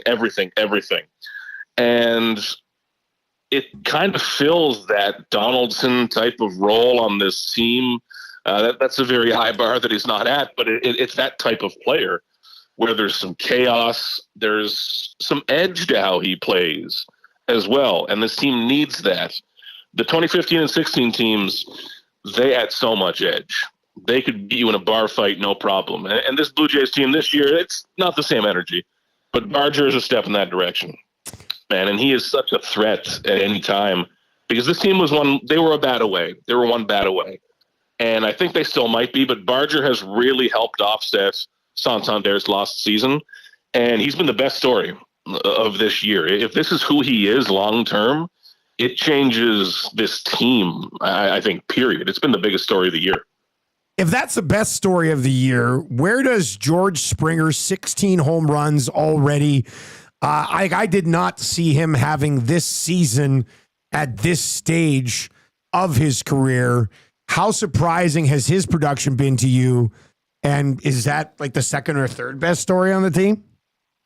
Has to be, because it's another that I didn't see coming, guys. I don't know why I waste my time covering spring training and sounding like I know what's going to happen. I remember at the end of spring training, this would have been March 20th or 21st, and George he was batting like 100 in spring training. It looked terrible. And he was coming off a 2024 season that was kind of terrible. And I remember walking up to George one day, and I don't believe in dancing around things. I just kind of told him, "Listen, like, this spring isn't going good for you, man. I've got to write a story about it, so let's talk." And I remember standing there as he told me, "No, I actually feel really good. Everything's going really well right now." And while he's talking, I'm thinking in my head, "Oh, okay, man, sure." It's right. It's been incredible to watch this. And you see a player who's just energized, guys. Like, he is full of life again in a way he was not last year. And a lot of credit goes to the hitting coaches, the new staff with David Popkins and Hunter Mentz and Ionati. But it's with George, he's such an incredible athlete, guys. Like, I don't think it even shows on the TV somehow, but like, he is a big built NFL athlete. And he got away from that last year. He was trying to slap singles and do things for himself. Now he's selling out. He's trying to get some power, and it's working. It's really changed this team because when your high-paid guys are leading it, there's a completely different feel. And George is showing guys I'm around him all the time. He is constantly dancing and singing and yelling at guys and bouncing off the walls. He has more energy than anybody on this roster. And when you have all that energy in a year that sucks, it's probably an extra bad feeling. But now he has a good place to put all of it. And he is back to being one of the leaders of this team, which is how it's supposed to be. Look, man, I'm just going to rip this Band-Aid off. We're closing in on mid-July. Are the Blue Jays legitimate World Series contenders? Yeah, I think they are if they have a good deadline. Now, it's about making it to the playoffs as a legitimate contender, not just a team that's happy to be there in the wild card spot. That's a very Toronto way to go about things, is just happy to be involved. They make it into the playoffs. So a lot of teams make the playoffs now. Sneaking into the third wild card spot doesn't impress me a ton. And that's what the Jays have done a lot of in those 20, 22, and 23 runs. They have a shot at the AL East right now. And the American League itself is pretty open. Yeah, you've got the Yankees, you've got the Tigers, but there's not really a Dodgers on the AL side. And if you get hot at the right time, amazing things can happen. And I think the Blue Jays need to have a big, aggressive trade deadline. I think they need to add a little more star power. But that's the conversation they're in right now. And it's where they belong. There's always I find guys around the Blue Jays almost a hesitation to when things get good. But they're a massive market with a massive payroll. This is what's supposed to be happening. And I think they need to be incredibly aggressive at the trade deadline. This is when you go for it. So, Keegan, just what you mentioned, superstar deadline kind of shopping. What aisles do you see them kind of maybe turning their heads down specifically? Yeah, it's interesting this year, guys, because they don't need another number 5 starter. They don't need another veteran utility infielder or whatever. They have 35 big league caliber players in the big leagues and AAA. They have enough big leaguers, which hasn't been the case in recent years. They need to raise their ceiling. They need to add talent. If they're going to add a starter, for example, he needs to be able to start a playoff game. Yeah. Not a number 5 guy who's going to come in and eat innings, but a legitimate top-end starter who can start in a playoff game. If you're going to add a reliever, they need to be an 8th or 9th inning guy. The lineup, guys, is probably the best example of that right now. It's all working. Even when Anthony Santander and Dalton Varsho comes back, that's an awkward dance of who goes where at this point. So if you're going to add a hitter, I would see that being more of a right-handed power bat, but they need to be either a platoon matchup or a huge power threat, but they don't need to make those low-end moves this year. I don't think that benefits them. They need to swing big, maybe one big move instead of 3 tiny ones, but they've got to raise the ceiling. Depth guys aren't going to help them get where they're going. Maybe a depth move or 2 are made just to keep it safe, but they need a higher-end move. They need to raise the ceiling. All right, man, before we let you go, we are going to give away a copy of your book. Is this one that you push out, or does somebody come to you and say, hey, we'd like you to write a book? And how long did it take you to put this bad boy together? Oh, baby. They came to me, and this was back at the Ohtani Winter Meetings, 2023 in Nashville, December. So probably a year and a half, guys, from when I signed the contract to when it was published a month ago.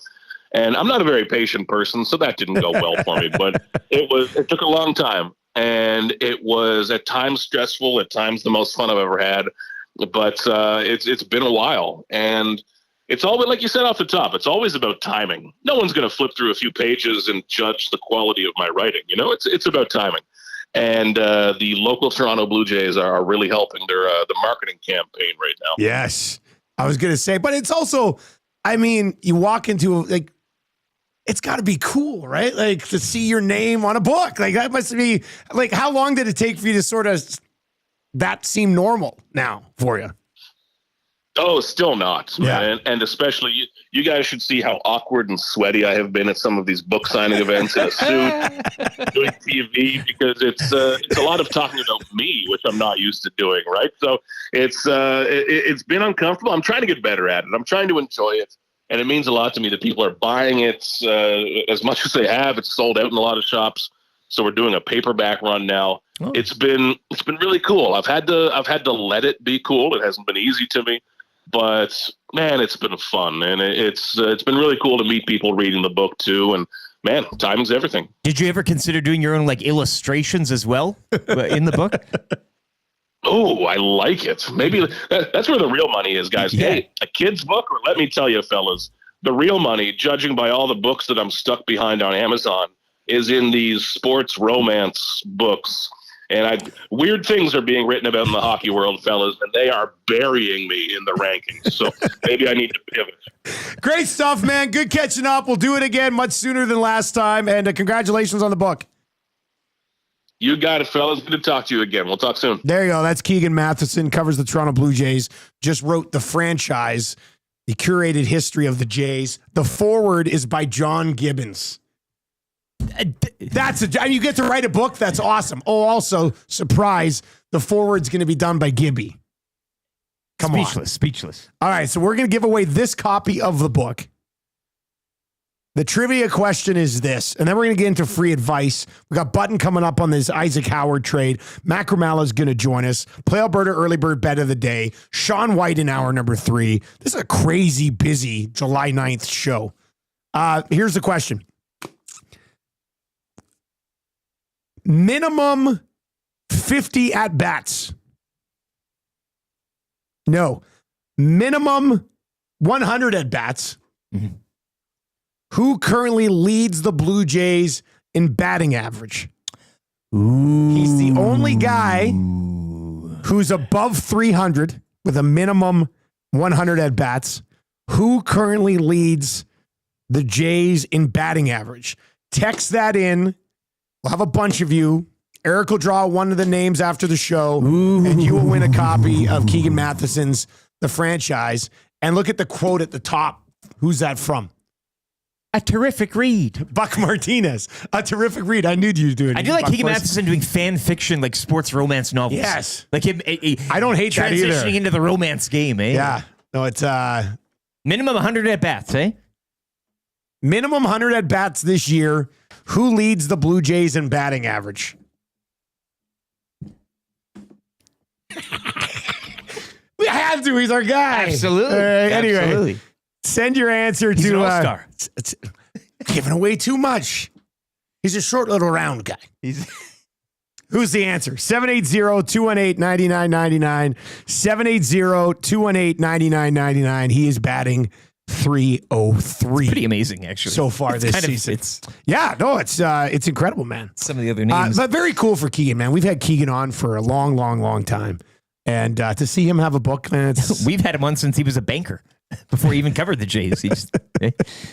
All right, here's one. Ryan Rashog, when Tommy's math is right on a CFL broadcast. Go outside, nerd. Get out. Go. I ain't got time to be distracted by your worthless chime-ins. Go on. This is a good one, too. Drew. Yeah. Hernan Salas. I can run a CFL offense. The rest of us. Go outside, nerd. Get out. Go. I ain't got time to be distracted by your worthless chime-ins. Go on. All right, let's do free advice for Damon Bunting. Buying or selling, Bunting is your guy. Simple as that. He's been a top consistent producing realtor for almost 2 decades in this city. Community driven, great guy, fully supported us yesterday at the golf tournament. Just one of the nicest people you will ever meet. Trev, throw up free advice here. We've got a few that are rolling in. The one interesting, and I'll track down some of the other ones from this morning that were sent in, but Corey B messaged me yesterday on it. I said, let's save this for advice. And then I think Cash was having a similar conversation with HR Daddy at the golf tournament. But there are guys saying that their wives are giving them permission to come to Mexico with us, but they're wondering if it's a trap. Like a financial trap? No, just like some sort of like Ponzi scheme. Yeah, like Corey texted in the other day, and he's like, so my wife says I could come with, but I'm wondering if it's a good idea to go without her. Like that type of thing. They are acquiring, if you do, which is fine, you go with it, but they are acquiring in that, right? Like some sort of like, there's a lot of credit being acquired there. Now you'll enjoy the week. You're gonna live it up, right? I don't think you'll regret it, but what's that trip like coming home? I'm even a little bit worried about. Well, coming home, you gotta, what did they say, Dusty? Pay the piper. Pay the piper. I think that's pay the Wally Pipper. I say you come with. You just got to do it. I say it's the first. It's the first one. What's that Star Wars line where the guy goes, "It's a trap"? Yeah, Akbar. Admiral Akbar. He's very tall. He's tall. But that's a future you problem. You'll deal with that when you get back. And you might learn some things in Mexico that you can use to, Let March 3rd Corey B worry about that. Exactly. February 22nd to March 1st, Corey B can be having the time of his life like he's a young Sergio Dip. March 3rd, Corey B. And here he is, having the time of his life. You're a lot older at that point. More mature. And wiser. More responsible. So, yeah, I think you should just come with. I think you got to move on it quick because the Mexico trip is filling up. You're going to want to be a part of the first one. So you should definitely come with. All right, who else needs advice? 780-218-9999. Buying or selling, Bunting's your guy. Check him out, www.damonbunting.com, or on his Instagram handle of Damon Bunting Real Estate. Who got to play with Bunting yesterday? Who was Bunting with yesterday? It's a good question. I talked to his boy, but I didn't see Bunting anywhere on the course. I saw him before and after, of course. But couple of lucky SOBs. Yeah, I know. That much. They probably want to be better friends with him, too. Yeah. All right, who else had? Let's see here. Dirty Don. Dirty Don was looking for some advice. Morning, gentlemen. I need advice on how to go about starting a small charity slow pitch tournament. Like, which charity would you go with? Also, could I have a gentleman from EST involved? Do any of us really play slow pitch? I watch. I have season tickets to my wife's league. Yeah. I go. Tam and I played slow pitch in Fort Mac when we lived up there. Yeah. But we never got into the slow pitch game down here. Pick any charity you want, Dirty Don. There's got to be one that, has like an emotional tie to you or something that you have wanted to support in the past. And then, once you pick a tournament or once you pick a charity, and if you can gather a few teams, let us know. Maybe somebody can help out with some stuff. We could definitely do that. Barry was looking for some advice. Oh, we got two Barrys. There's a Barry with a capital B and then a Barry with a small b. Ooh, I wonder which. This is got to be a story there. Is small b, not Cheater Barry. This is a different Barry. Guys, I need some advice. My wife came with a group of us golfing just to drive the cart. She ended up playing a few holes, and now she wants to golf more. I like the idea of golf date nights, but I also don't want to have it intrude on too much of my guy time. How do I balance this? Worlds are colliding, as Costanza said, hey? Like this is... Yeah, you don't want golf Barry to merge with husband Barry, and then you're just lame-o, blame-o Barry. That's the last thing lowercase. You know what? This, to me, it's just more golf. You still golf as much as you do with the guys, and now you're just going out and golfing with your wife as well. This is like you're in the Live Tour and the PGA Tour at the same time. Like you do one, go with the guys, maybe a little more live. I'd say that's, because team golf. Well, you got the music. That type of stuff. You're with the wife, you kind of maybe don't go as over the line. I don't know. Maybe you do. I think Barry, this is a great thing. You're just saying more golf. I like this approach. It's great approach. Travis, is that not the way to do this? Yeah, I'll golf with you more, but I'm still going to try to golf with the guys as much as I was. Absolutely. You don't have to cut out your guy. That's got to be the way. I think that's the way. And if she loves it, she'll understand why you have so much fun going out with your buddies as well to golf. And maybe she eventually starts golfing with some friends too. So yeah, there's I think you're welcome. I think we've got that Changing 200. Oh, that's good. Let's keep hammering that thumbs up over on YouTube. Let's dive into our Play Alberta early bird bet of the day. Huge shout out to Play Alberta presenting the EST Golf Classic yesterday. Chatted with Jord. They had some of the team there yesterday. It was a lot of fun. They golfed with the glue guy. So hopefully he didn't talk their ear off because glue guy can be a chatty Cathy at times. That's the saying, right? Chatty Cathy? Well, it's the sun that usually does it for him. It's the sun. Yeah. It really gets to him. He gets talking. Yeah. The sun. Yeah. Here's what we've got for you. Somebody just said, Corey, who was it? Spruce Grove Corey just texted in and said, Dusty, I just put my $50 free bet on today's early bird bet. Hopefully this was the right time to get in on it because we've hit the last two. Yesterday's hit, the day before hit. We're rolling Blue Jay. We're cranking it up a little bit today. Blue Jays money line. Over 4.5 runs for the Jays. And a Barger hit again. Plus 205. This has been very successful so far this week. Blue Jays money line. 5+ runs for the team total. And a Barger hit. Plus 205. If you've not yet used our codes, deposit 20. Use the code EST Sports. It's been reloaded for the month of July. And you'll get a $50 free bet. EST Casino you get a $50 credit in the casino on a $20 deposit as well. And if you've not yet used our original code, YAG50, deposit $5 and get a $50 free bet. That's a good one. If you haven't taken advantage of that one yet, that's just like free money. So deposit $5, YAG50, $50 free bet. The folks that play Alberta are extremely happy with our relationship so far, which is nice. The CFL teaser I put up is going to stay up all week until kickoff on Friday. That's still up there at 6-1. And as I'd like to say in the betting world, she's a juicy.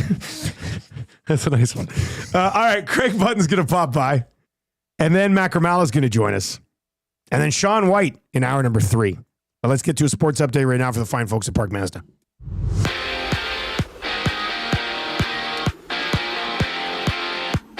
The Edmonton Oilers acquiring prospect Isaac Howard last night in a deal with Tampa Bay that sends Sam O'Reilly to the Lightning.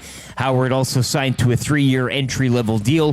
The 2025 Hobey Baker Award winner had 34 goals, 54 assists during 73 games in 2 seasons while at Michigan State. Davis Schneider with a jack last night, leading the Jays over the White Sox 6-1 in a rain-shortened game to win their 10th straight. Jays will look to make it 11 in a row and complete the series sweep later this afternoon. First pitch, 12:10. Riverhawks with a big win on the road. They take the opener of their series at the Bells, 8-6. Hawks now just 2 games back of Bellingham for the division lead, with Game 2 set to go later tonight. Cactus Rats, they fall 5-2 to the Giants. Those 2 teams go at it again this evening, back up in Fort McMurray. And Formula One news from earlier today, Christian Horner. He's been sacked by Red Bull after 20 years as team principal. The atmosphere within the team, according to sources, has grown increasingly tense while a series of meetings took place over the past 2 race weekends. Laurent Macias is set to take over the position. Sports Update brought to you by the great staff at Park Mazda and dealer principal Mitch Lewicki, where the staff are thrilled they're not losing Mitch to that Red Bull position. Hi there. If you're like me, you like to picture yourself in luxury, even though there's absolutely no way you could afford it. And if you can, well, even better. Thankfully, I picture myself in something that is luxury, but still absolutely affordable, like the all-new Mazda CX-90 from Park Mazda. With the new luxury features like facial recognition settings and quilted detail Napa leather seating, I can pretend to be comfortable with all of my proper settings activated without even touching a button. Thanks to Mitch Lewicki and the great staff at Park Mazda. I like to picture Mitch Lewicki with like a giant eagle's wings and singing lead vocals for Lynyrd Skynyrd with like an angel band. And I'm in the crowd hammered drunk. Park Mazda, your dealer for life in Sherwood Park off Wye Road, parkmazda.ca.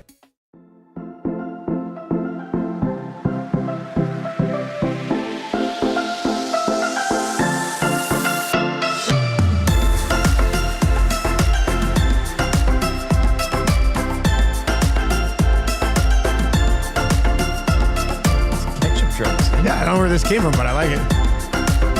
Dun, dun, dun. This is a feel-good song right here. 7:32 with the AM Nasty. Thank you very much for coming out from the Popeyes Louisiana Kitchen Studio today. You can text us anytime, 780-218-9999. That gets you into the Paris Jewelers inbox today, and one of your text messages will win text of the day for A and W. If you're watching on YouTube, we should smash through 300 by the end of the 7 o'clock hour today. So let's do that. Hammer the thumbs up for us. Sub to the channel if you haven't already. Isaac Howard deal. Come on. This Isaac Howard deal's got heads turning. Macramalla is going to join us. Friend of the show, Shawn White, BC Lions, ageless wonder. He'll be by around 8:30 this morning. But yeah, it was yesterday, last night. A couple of prospects get moved. No better guy to do it than Craig Button to break these guys down. Felt bad reaching out after, last time we chatted, we would have been like, talk to you in the fall, but Button's always available. A deal like this happens, though, as I said earlier. He's probably, the what took you so long. Let's talk prospects. Yeah. All right, let's bring in Craig Button today. I'm just going to say it right now. Craig Button, we missed you. We missed you over the last week or so. I hope you've missed us as well. Of course I miss you. And let me just tell you, both Dustin and Erik, you can count on me anytime. If you need me, just reach out and I'll be there. How was I'll be there? Yeah. How was summer, and are you ready for training camp to get going? That type of stuff. Yeah. Listen, I'm in the throes of Stampede. So, summer, Stampede for me is summer. Hockey? What's hockey? July the 9th. What's hockey? Okay, Hockey? so when you September? say you're stampeding, Craig, are you every day, boots and hat, you're at the Nashville North tent or whatever's going on, or are you just trying to avoid as much as you can and you can't because it's Calgary?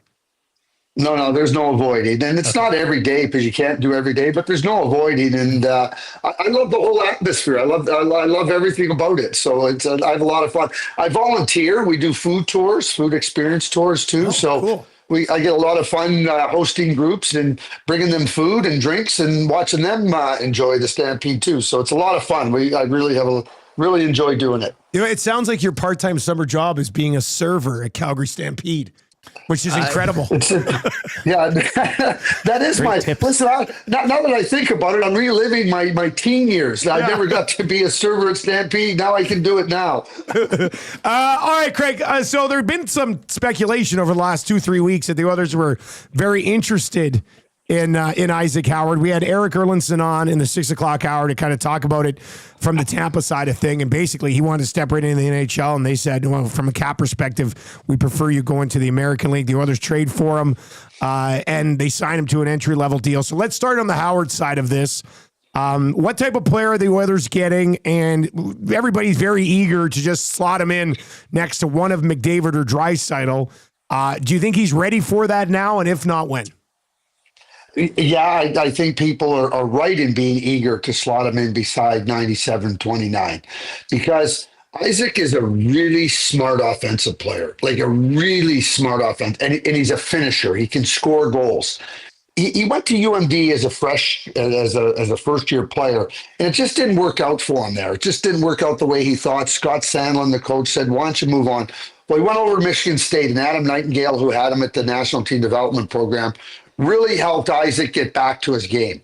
And when I say get back to his game, I'm talking about last year, and then, of course, this year he wins the Hobey Baker. There was not a lot of skill surrounding Isaac Howard at Michigan State. A really good team, a really good, effective, the whole was greater than the sum of the parts. And Isaac thrived because Adam understood what his game was and understood, okay, don't get frustrated, keep playing, and this is what you're doing. And I think those 2 years under Adam were tremendous for Isaac in terms of his development. Not just his hockey development, but his emotional development, the maturity that goes with understanding, hey, it might not be as easy as you thought it would be. Now you're going to play with two of the best setup, if not the two best setup guys on the planet in 97 and 29. I think it's a great trade for the Edmonton Oilers to add a player that's ready to come in and play and knows how to play with top players, skilled players. I think he's going to slot right in, and I don't think there's any reason to believe that he won't be successful right off the bat. He's a driven player. You're going to love him too. He's got lots of personality. He's got a lot of jump. He's got a lot of juice to him, and I think that this is a trade. When you talk about how it helps the Oilers right now, it helps the Oilers on the ice. It also helps the Oilers because he's on an entry-level contract. Yes, they have to have it, right? Well, 3 years on an entry-level contract for a player that I think will be productive for 3 years. That is a massive win. Now, Sam O'Reilly's a good player. We know that. I admire the Tampa Bay Lightning for being honest with Isaac and his representatives by saying, hey, our cap situation, you have to go to the American Hockey League. And Isaac says, well, I don't think that's right for me. Oilers take advantage. And this is a trade that I think is really, really significant for the immediate needs of the Edmonton Oilers. I think it's terrific. Now, Sam O'Reilly's a good player. It'll fit for the Tampa Bay Lightning. It really will. And he's not ready to come in and play. But Isaac Howard fitting with 97-29, I think it's outstanding. It does seem, Craig, that all three parties, O'Reilly's excluded, all kind of get what they want in the end. But I wanted to ask you, too, you mentioned, he doesn't lack in self-confidence, Howard. We all know the physical ability. What would you say is a fair comparable to both of those things? His cockiness, the swagger, plus that play on the ice. Who modern day would you kind of, saddle him up to in terms of name or comparability there? Yeah, well, and I think, Eric, just to go to your point, you draft a player at 18, and certainly Isaac has a lot of confidence, but players are going to mature. They're going to mature physically. They're going to mature emotionally and mentally. And I think that the Edmonton Oilers get a player now that has gone through that, as I just mentioned, leaving UMD, going to Michigan State, and really understanding this is what I have to do. This is how I have to play. Isaac is not. He's really smart. He knows where to show up and knows to show up at the right time to take advantage. That's the beauty, I think, for the Edmonton Oilers in getting that type of player with McDavid / Draisaitl. He scores like Clayton Keller. I think he's got kind of that same ability. He might not be he's a little bit bigger than Clayton Keller, but he's got that kind of ability to get into the right spots at the right time, and then when the puck's on his stick, he's dangerous. And it goes in the net. I think Clayton's more of a shooter rather than a playmaker. I think Isaac falls into that same category. And when you're playing with McDavid and or Draisaitl, you're going to get some glorious opportunities, and good players are able to finish on them. And I think that's who Isaac Howard, I would put him into the Clayton Keller type of player. He's bigger than Clayton. Clayton's a really good player, but that type of smart, don't get yourself into the wrong spots at the wrong times, because you're going to frustrate the players you play with. And I think Isaac at UMD, he got frustrated. He was used to getting the puck from good players, and that first year was frustrating for him. And when Adam worked with him at Michigan State, it was helping him understand, hey, listen, the level of player is what we have. You got to do your part to help them be good and help the team be good. That's the maturing part. But Clayton Keller would be the player that I would say, Eric, is a reasonable comparable in terms of type of player and type of approach that he takes to playing offense. Craig, quickly, your thoughts on Mangiapane, and now they bring in Howard. I think two pretty good options for the top six, if that's where they end up. Do you think Mangiapane, with Howard now acquired, is a top six guy, and do they play Nuge maybe on the third line, or how do you think Mangiapane fits in with the current group? So let me go back quickly here to the contract. You're talking about $4.6 million for two players that can add offense. Yeah. So let's just say Isaac Howard can score 15 goals as a rookie. I think he could score more, but I'm going to be conservative here. 15, and let's say Mangiapane can score 20. Well, you just found 35 goals for $4.6 million. Like, that is really where the Oilers find themselves cap-wise. I'm a big believer. I don't want to hear managers tell me how hard it is. You've got to find solutions to your specific situation, and that's what good managers do. I think that's what Stan has done here in signing Mangiapane as a free agent and then trading for Isaac Howard at the dollars. Do I think Mangiapane can come in and score? Again, Mangiapane is a smart player, and he pays the price. He gets in and around the net, and you got McDavid and Draisaitl. It takes the burden off of your top offensive players in 97 and 29. And, Dustin, it gives you options. It gives Chris Knobloch options. Does he want to play Nuge in the third hole as a center? One thing that Chris Knobloch has shown a great ability to do is move players around, and that really helps the team max out. This just gives them more options to do exactly that. I think Chris has been brilliant in that regard since he took over the team, and these two players certainly add to that. But again, the work they did last summer, I understood what they were trying to do. It didn't pan out. I think this is really good, solid work by the management team of the Edmonton Oilers. Craig, let's sneak this one in before we let you go. Gavin McKenna, Penn State. I don't know if I should have been surprised by the school. We knew he was leaving. But what do you think of the fit, and what do you think of his decision? So I'm going to ask you a wildlife question. What's more powerful, a tiger or a lion? Boy, I'd love to see them fight. Is it not? Is a tiger supposed to? Yeah, a tiger's a little bit bigger usually, aren't they? Yeah. So anyway, I don't know. Listen, he's going from being a tiger to a lion. He is a ninja lion. I think that Gavin. Listen, Gavin was a great player with the Medicine Hat Tigers from the day he arrived. This is now about a player looking at a development path that was never available to players prior to the NCAA making the ruling that CHL players could go and play.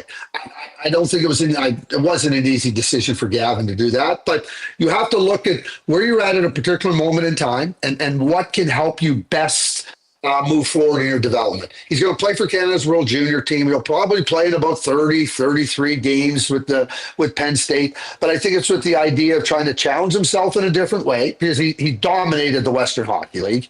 And, give himself that chance to get, a little bit stronger with the way the schedule and the setup is at the NCAA, because he's going to be the first overall pick, and he's going to be in the NHL beginning in the fall of 2026. So I think that's a big reason that he went in. Yeah, there's financial considerations, but Gavin McKenna is going to make tens of millions, hundreds of millions of dollars. So I do think this is about a development. And I know I like this when we talk about it. There's a lot of talk, what does this mean for the CHL? The CHL has lost players before. Macklin Celebrini never came to the CHL. So they lost him in a different way.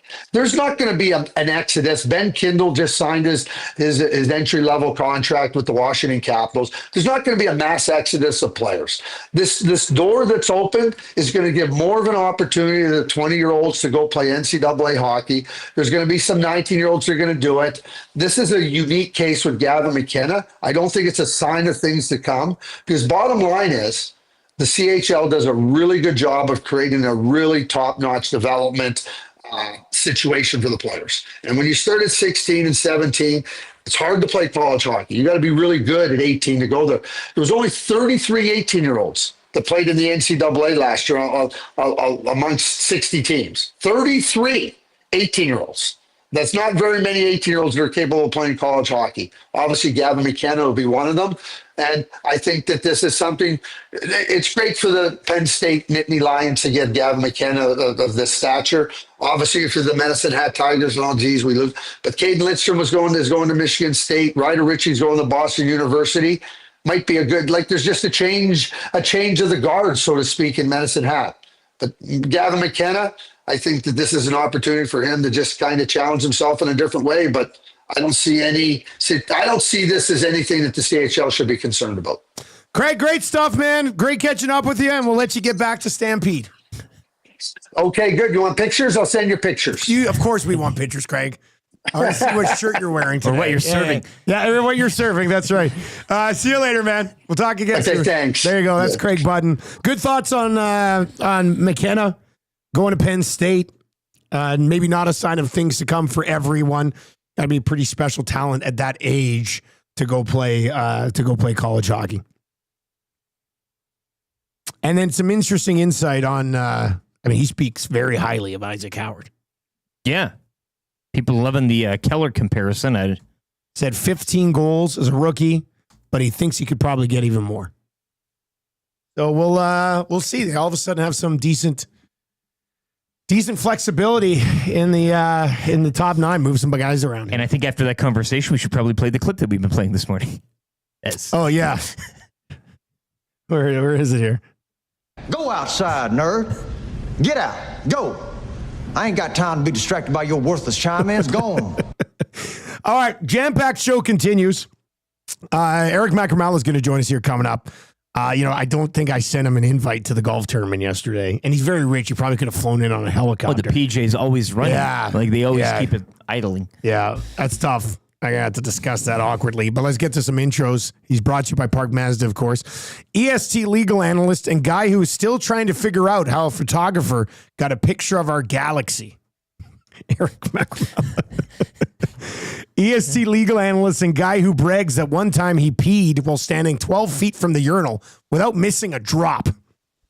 EST legal analyst and guy who volunteers at school crosswalks, old folks' homes, and duck ponds in an attempt to erase past sins.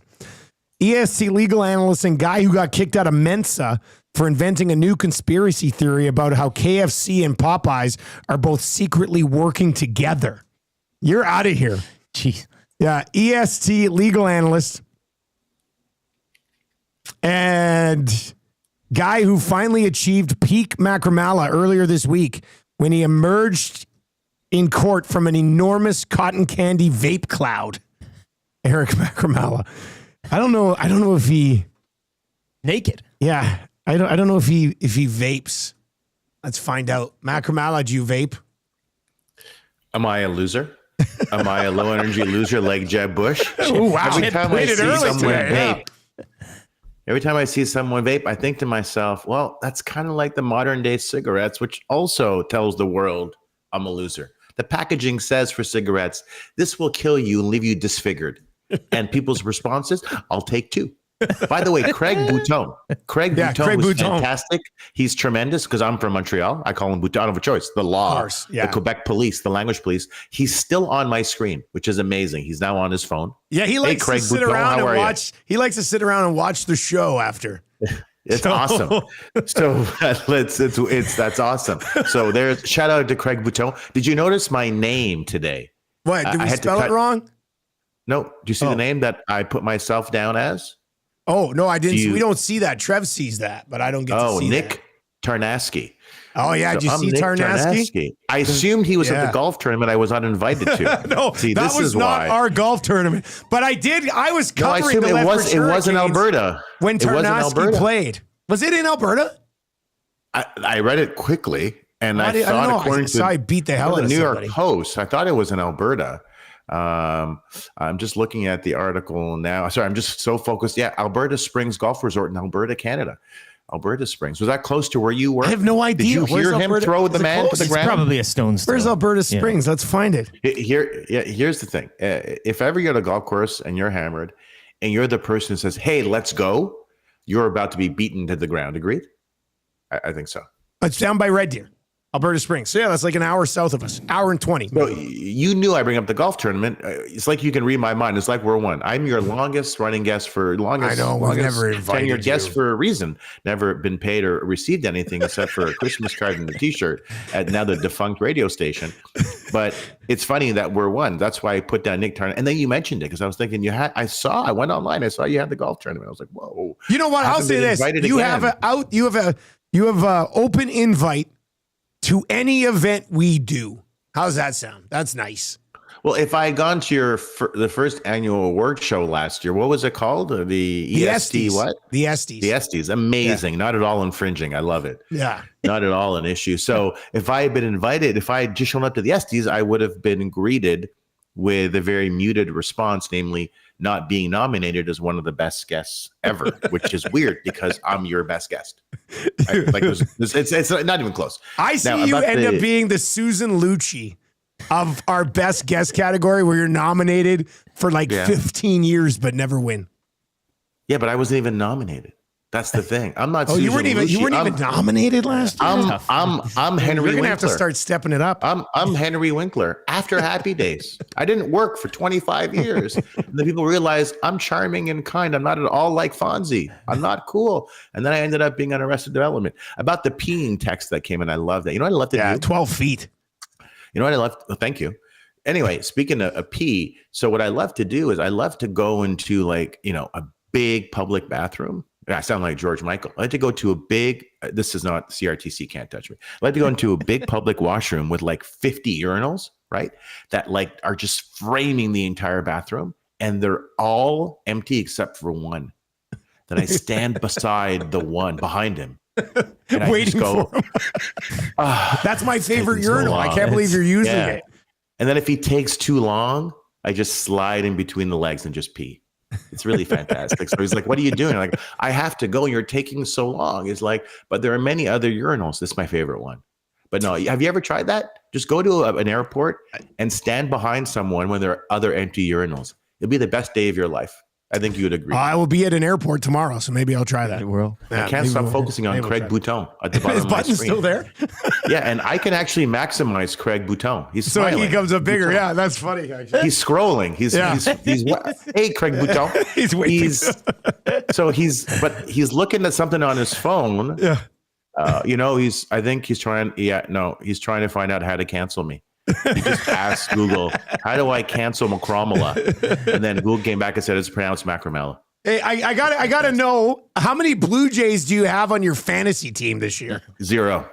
What? I hate Well, look. What is their run differential? Last week it was plus 1. Yeah, it's barely above even. So in my world, that's called a problem, right? This is all a fugazi. This is all a mirage. This team can't score runs. Even if they can, they won't score against good teams in the playoffs. To score one run, Vladdy will be thrown out at second base like he was before. Oh, come on! This is different. This is different. It is different because you're a homer. Remember that show, Succession? Do you remember the show? I never watched it. I don't like lawyers. But it wasn't about lawyers. I didn't. Oh, I guess I don't know what it was about. No, not the one with Meghan Markle, who's the best human being in the world. Suits. I do like Suits. Yeah, Suits. Yeah. But you said you don't like lawyers. Meghan Markle is so good looking. I forgive her for being mean. Agreed? She's very mean. Yeah. But she's very, anyway, what very about handsome. Succession? What does that have to do with the Jays? So they always ran the same commercial for it. And it was the dad telling his kids, you are not serious people. I always think of Vladdy with that. He's not he's a beautiful supporting cast member. He's fantastic. He's tremendous. A bit more than a supporting He's like cast Craig member, Bouton scrolling down his phone now. Okay. But I don't think he's Craig's a serious looking at person. Blue Jays stats. Kevin Gausman is pitching underhand this season. Am I correct? He's having some problems. He looks like Denny Boucher. That's a problem. If you're pitched like Denny Boucher. Okay, so I have 0 of them on my team, and I'm doing relatively well in the 47 baseball fantasy leagues that I'm in and that I run.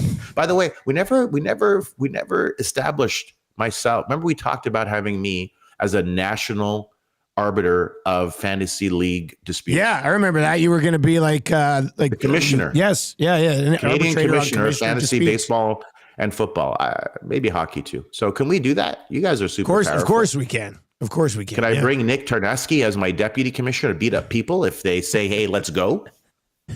I've seen a lot of fights at golf courses lately. Not in person, but they pop up on Twitter all the time. That doesn't, yeah.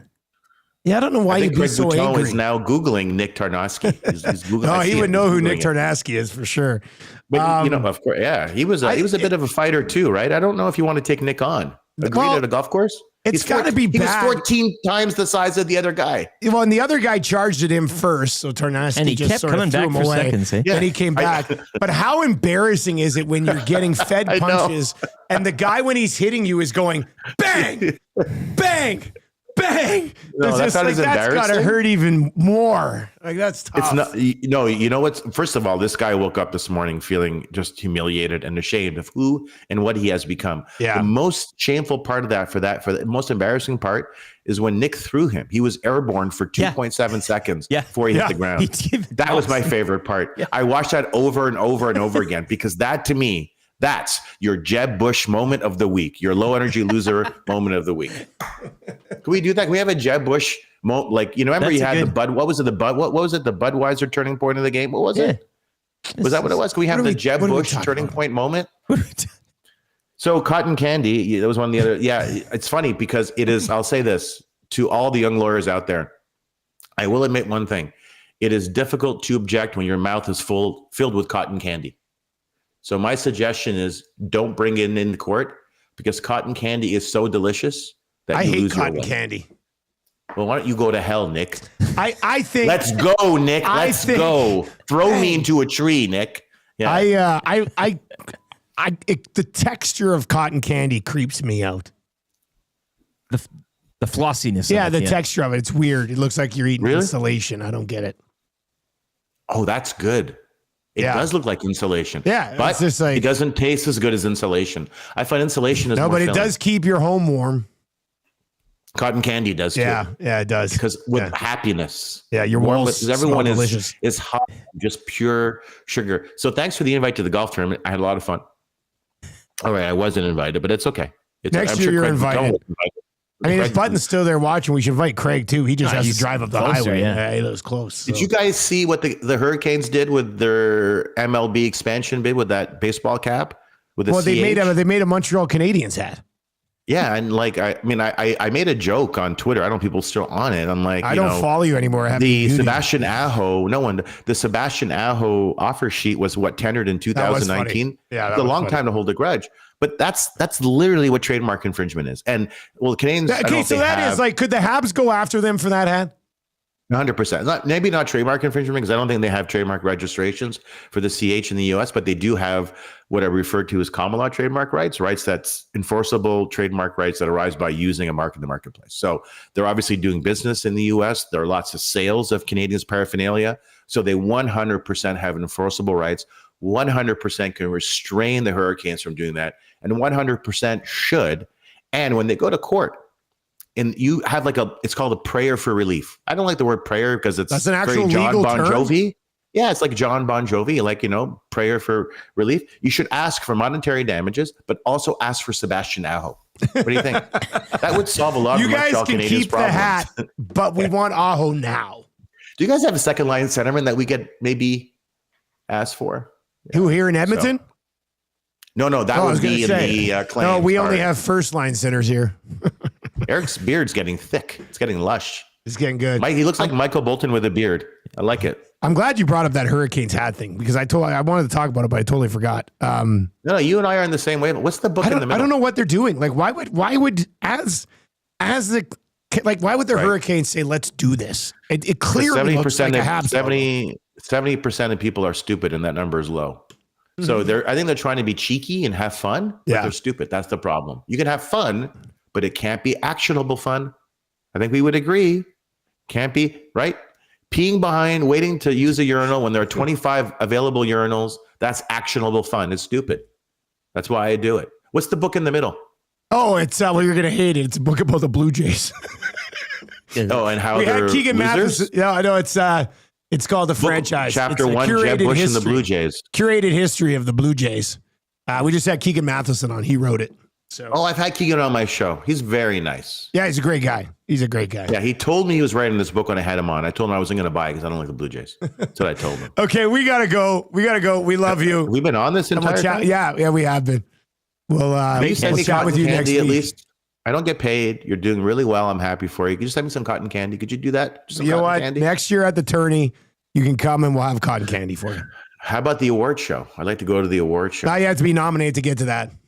Oh, okay. Can I go just as a get, like someone who wants to attend with the other? I don't think we would listeners? trust you not storming the stage and trying to steal the award for Guest of the Year. So. Yeah, no, you're right. I wouldn't trust me either. Yeah. Okay. Well, I love you guys more than Nick Tarnarski. He's the best. Let's go. See you later, Craig Bouton. It's been a pleasure Erik watching Macramalla you roll. Button hung around for the whole segment in the green room. So, yeah. Yeah, no trademark infringement with the Estes, hey? I mean, it sounds kind of close. Sounds close to the ESPYs, but ESPN doesn't care about Canada. No, so we're in the clear there. Macramalla not golfing, but working a hole with a cotton candy machine. I do like that idea. Huh? And then everybody gets a Macramalla on a hole, cotton candy machine, giving free legal advice. Yeah, he can have his firm, his book, or whatever. Would have been pretty handy for Tarnasky if he was at a tournament. Erik is right though, and it's the final. Like, I think the guy comes at him 3 times, but that final time, throws a human. One grab on the chest, and he's like, and the guy's body goes limp as he flies through the air. It's hilarious. Feet. It's like you're throwing a fish into the boat or something. All right, we need somebody to play kind of easy trivia, and of course, more coming up. We got Shawn White, BC Lions kicker. He's going to join us around 8:30. We got some tickets to give away as well to the Elks game. What is this? Atifa sent a song. Oh, no, it's 9 seconds. I don't even know. I might not play that. I think I'd rather click on this TikTok link we got from Craig Button. Bouton. That's probably better than whatever Atif just sent. If you want to play kind of easy trivia, now is the time. Text Trev 780-218-9999. 780-218-9999. If you have any questions, for 3 questions too many, you can submit those as well. But if you want to play kind of easy trivia, 780-218-9999. Text Trev. More reaction to the Oilers getting their hands on Isaac Howard. And Button basically said, put him in the top 6.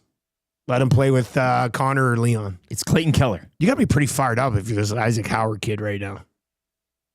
Like, you've just been acquired and signed to an entry-level deal, and you're going to get to ride shotgun with McDavid or Draisaitl for the tournament. Now, as somebody said, we can spend all summer talking about these line combinations, but 2 periods into the season, Knobloch's going to mix it up. But still, if you're Howard, you got to be pretty excited today. All right. Who wants to play kind of easy trivia? 780-218-9999. Gift certificate to Mr. Mike's is up for grabs. Let's get to a sports update right now for Windsor Plywood Leduc.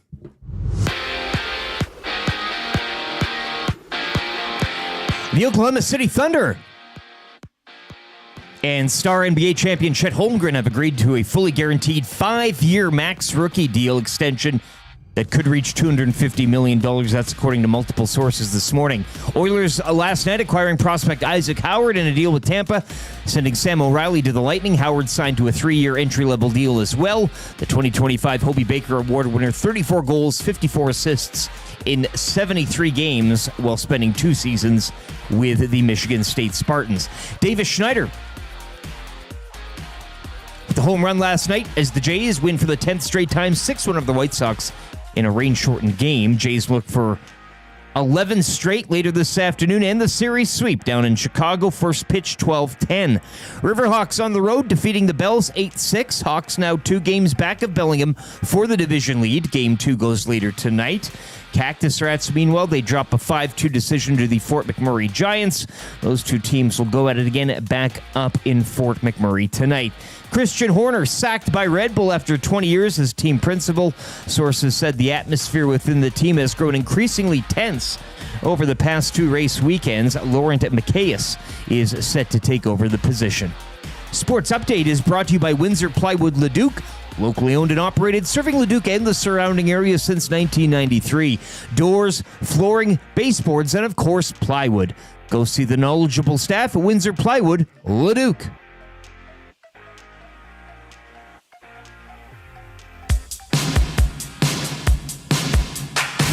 Very impressive. Taken a few years to put all this together.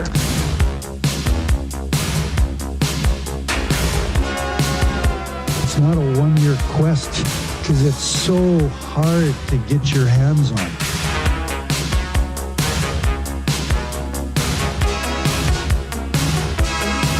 At this stage of my life, I don't invest in green bananas. It's a lifetime quest. Just not sure if I'm going to be around long enough to see them ripen to be yellow.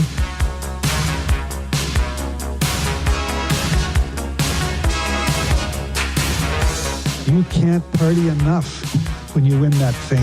It's a party machine. Party machine. That's why it's the Stanley Cup.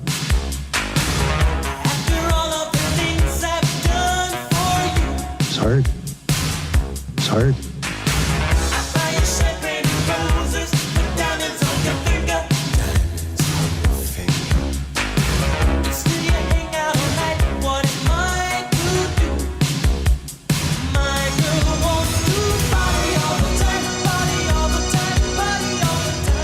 All right, it's 8:07. Party all the time. Great golf tournament yesterday. Shout out to Murray McCourt and all the staff, Wizard, and everybody out at the out of the ranch yesterday. Tremendous time. It's always a good time. I mean, the EST Golf Classic presented by Play Alberta was a stunning success yesterday. Matt Iwanek absolutely killed it running that thing, and I'm very much looking forward to next year's tournament already. Murray, the staff, the course conditions great. Clausen for the weather. Maddie for putting it on. There's so many people at the tournament. I didn't have a chance to catch up and talk with everybody. Well, some people you don't see. Kind of sucks. I know. That's the thing. I was with Twitter Mary's Dave last year. Didn't see. I saw him from a distance once, and then that was it. And that was it. It happens, right? Yeah, it happens. I think that does happen. Tommy unzipped me last year, and I only caught him for a 5-minute brief, high five, and that was about it. Yeah. No, it's a very busy time. All of our Nielson Show songs, including that Party All the Time, brought to you by Totem Outdoor Outfitters. New gear, used gear, trading consign. Sport for every season with hockey equipment and skates ready to go year-round. Obviously, their skate sharpens, best and most affordable in the city. Get over there. Take advantage of that. Family store that takes pride in finding the right fit for you. Visit them at 7430 99th Street or online at www.totemoutfitters.ca. Godfather was telling me his boys, they're continuing to grow. They're going to need a few new pieces of equipment. I said, man, you know where you go? You know. Totem Outfitters. They've got you covered. Get them on the pole. Get it? Totem pole? Get him. I understand. I understand what you said there. 3 questions coming up. That's a good for the Italian Center. Shawn White, just after 8:30. Lieutenant Eric's weekly rankings of power. So a busy third hour here before we get to the wrap for William Huff. We're coming at you from the Popeyes Louisiana Kitchen Studio. You can text us in the Paris Jewelers inbox, and one of your text messages will win text of the day, which will get you an A&W gift certificate.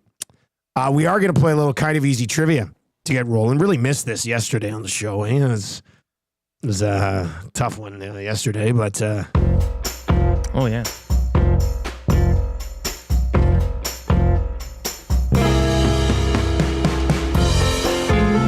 Well, Mr. Mike's is turning up the sizzle this summer with Platypalooza. From barbecue rib platters to coastal combos with lobsters and prawns. It's big flavor all summer long. Plus, enter for your shot at sizzling summer prizes. Get into Mr. Mike's Platypalooza zone. Mr. Mike's, eat locally, enjoy casually. Should have had to do that live at the tourney yesterday. Yeah.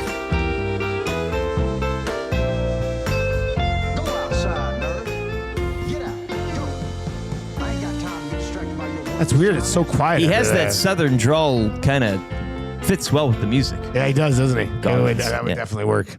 All right, Trev, who's playing kind of easy trivia for Mr. Mike's today? Today, it's DJ Petrin. DJ Petrin's going to play today. Needs to get 3 out of 5 correct. If he does, he'll be going to Platypalooza at Mr. Mike's. Here we go. Trev will start the ticker after I read the first question. DJ Petrin, you ready to go? Ready to go. All right, here we go. Which major EST event took place yesterday? The golf tournament. Name one other EST major event. The Estes. Did the Blue Jays win yesterday? They did. Who is the quarterback of the Elks? Straightforward. What team did the Oilers get Isaac Howard from? Tampa Bay Lightning. Oh. Nailed it.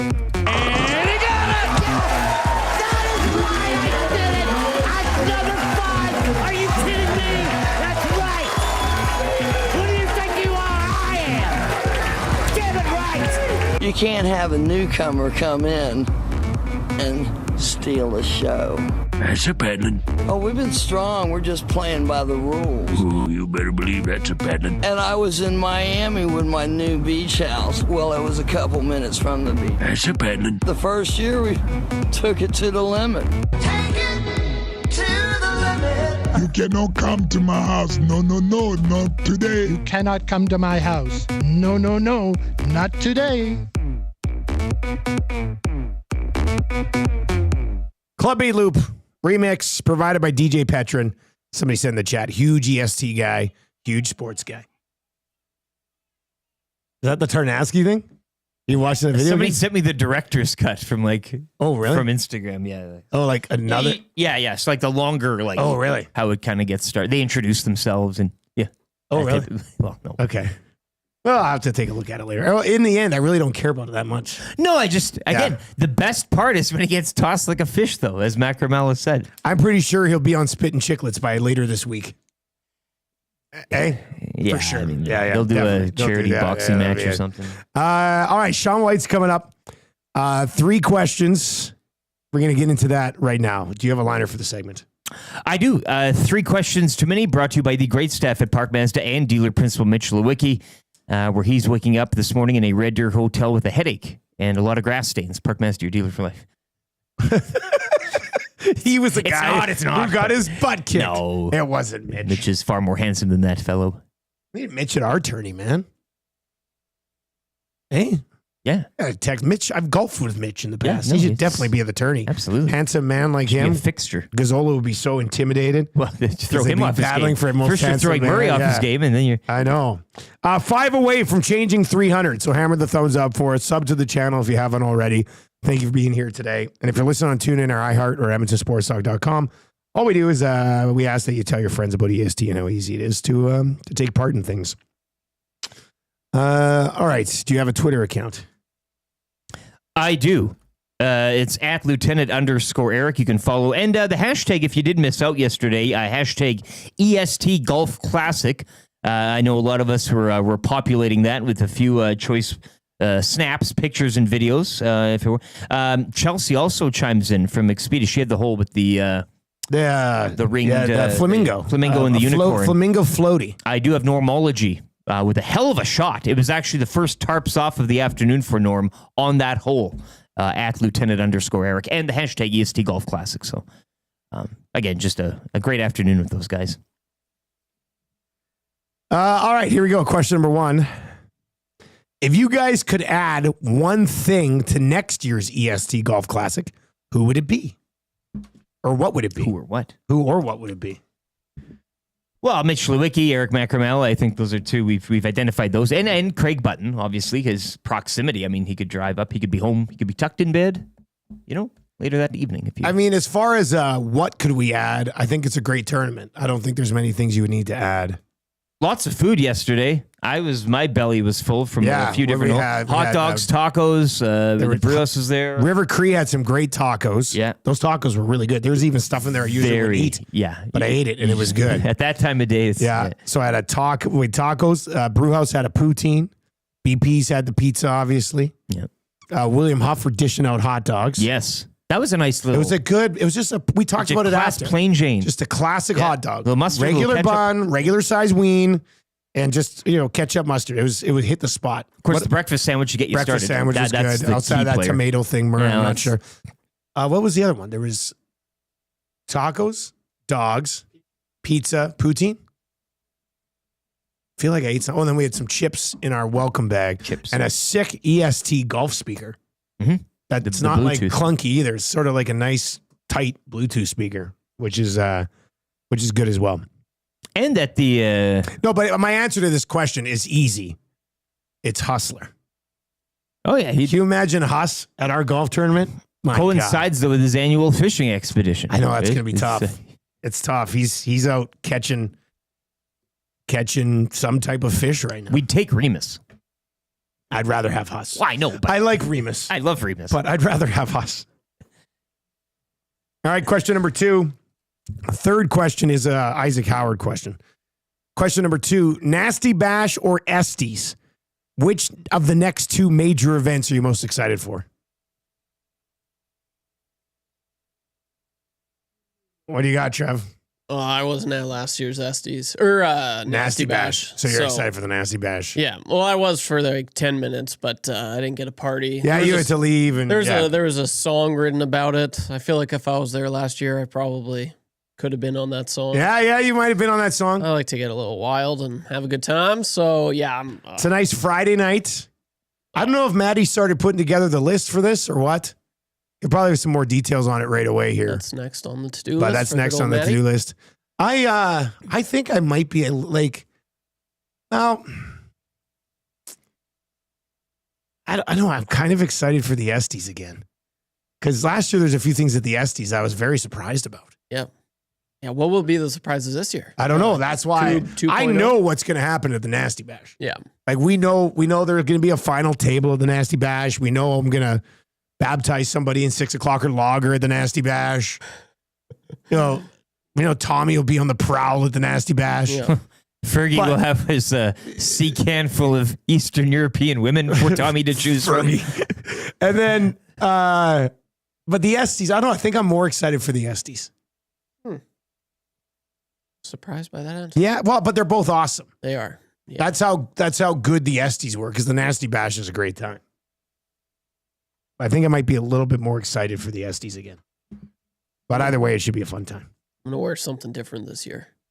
To the Estes? Oh, yeah. Yeah? I'm going to go all out. Are you? Something cool. Something I've never done before. What? Yeah. Like a suit?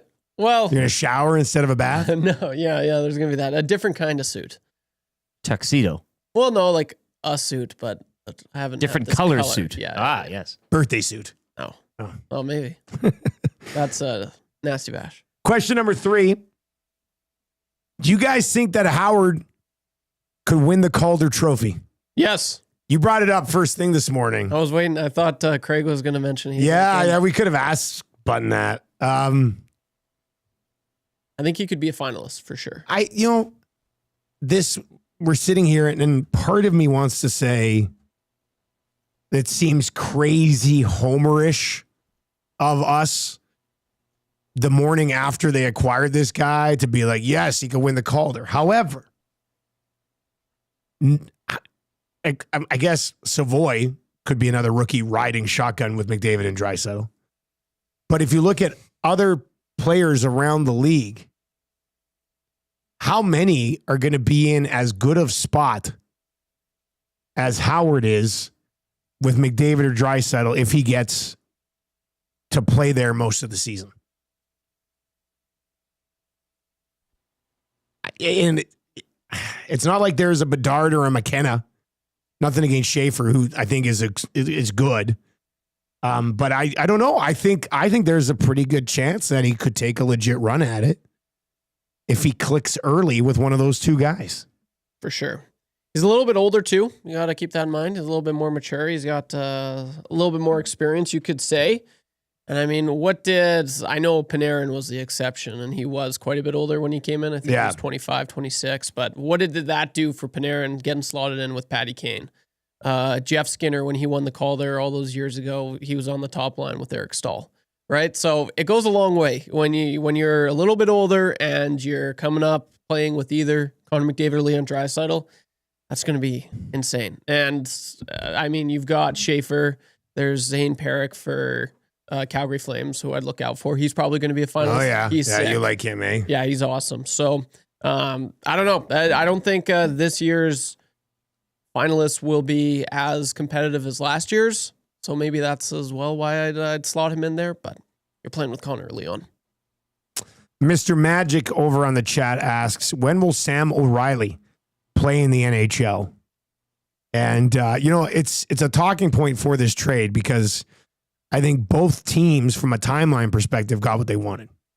Isaac Howard's like, I want to play right now. And Tampa's like, we'd rather you start in the minors like everybody else on our team has done, with the exception of Braden Point. He's going to go to an Oilers team.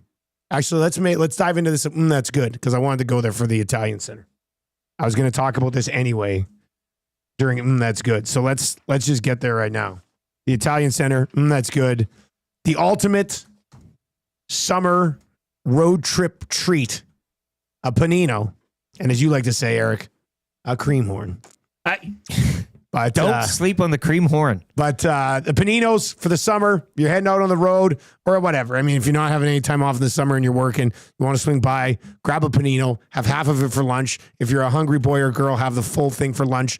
And if not, you're having lunch and you're having dinner with one panino. Changing 200. Changing 300. That's nice. That's nice. Okay, so here's what's good. And Craig spoke very highly of this deal. And I'm gonna say that whether this pans out or not, all right. Some of the guys who won, like Makar won a Hobie Baker, Caulfield won a Hobie Baker, like some and then the other guys, Jimmy Vesey and Butcher and like those types of guys who won Hobies. So we'll see how it goes from a Hobie Baker winner perspective. But whether it pans out or not, the idea and concept of making a deal like this, that's good from the Oilers. We have sat here and looked at it over and over and over again for last offseason, this offseason. A team, they're up against the cap. What are they going to do? They need to add a top 9 forward. Yeah, but you can't afford one. They need to add a top 6 forward. Yeah, but there's no money. So they speed up their timeline a bit by moving out O'Reilly, who I think conservatively you'd say probably going to be a third line center on this team 2 to 3 years from now. Instead, and he's a good player. Like I'm not throwing shade at O'Reilly, but from a timeline perspective, Tampa gets a guy that they can wait on a couple of years. The cap will continue to go up. They'll move some pieces around, and then O'Reilly will slide in a couple of years. Probably have a good career with the Tampa Bay Lightning. Save on some taxes while he's down there. Had to. On the other side of it, the Oilers get to take a shot at a pretty talented young kid who could be, he will be on his entry-level deal for the next 3 years when they've been up against the cap. Like, you weren't going to get a guy with this potential for this dollar figure anywhere else. So for that, And once again, maybe he's a bust. Who knows? Maybe it doesn't work out. But with the situation they're in right now, this is almost the ideal scenario for the team, which is why you could see them being so hot and horny that, yeah, they wanted to get Howard, but they were trying to flip a 27 first to get a 25 first because Tampa wanted the first. And they were just like, no, it's not going to work. So Tampa's going to hold their guns. Tampa was probably saying, if you can't get us the 25 first, then the cost is going to be O'Reilly. And they're sitting there going, we don't want to do it. We don't want to do it. We don't want to do it, but we have to. Because you can get an affordable piece to play in your top 6. So as much as at times you want to openly criticize management and the way even Jeff Jackson has shot himself in the foot over his first year or so, making significant decisions post Kenny Holland, this seems to be a really good piece of business that if it works out and this guy can bury, Button said, what did Button say? 15 goals this year. He says if he's playing in the top 6, minimum 15, but he thinks he'll get more. So if this guy scores 15 to 20 as a rookie on an entry-level deal, bonus. Maybe he's 25 next year. Maybe he's 25 or 30 on 3 year of this deal, and we can worry about we have to pay him later. But you've got that locked in at an entry-level price. It's a very significant addition for the Oilers if he pans out.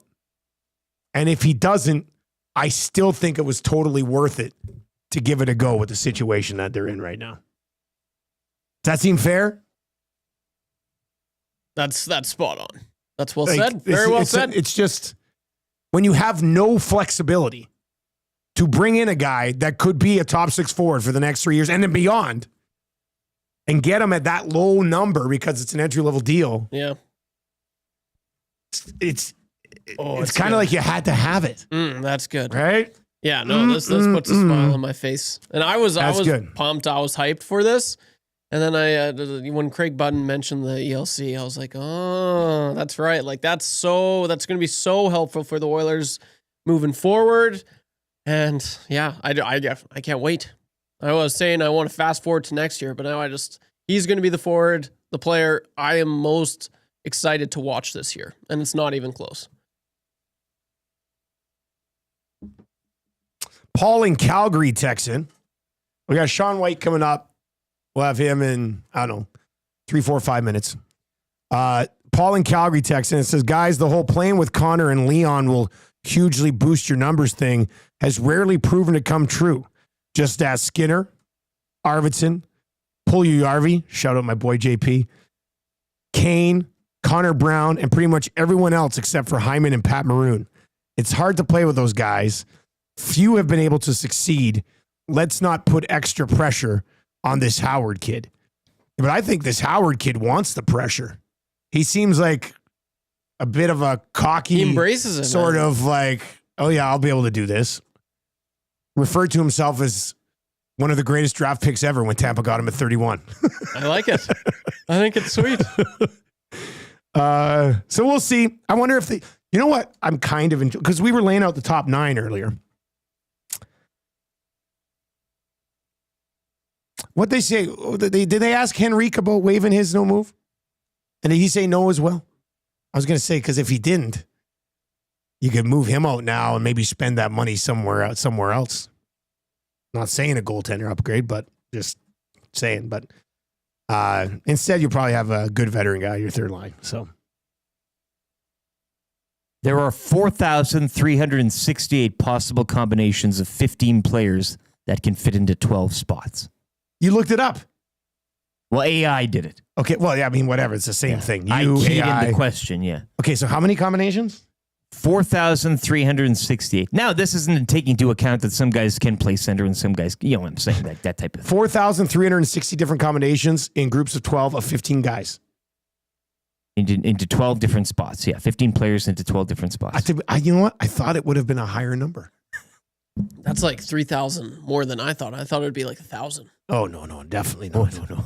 Oh, different combinations? Sorry. Oh, no. You know what I think about you right now, Trev? Go outside, nerd. Get out. Go. You're the nerd. I ain't got time to be distracted by your worthless chime-ins. Go on. All right, we got a sports update coming up for a place where it's always game day, Selly Sports Bar and Lounge.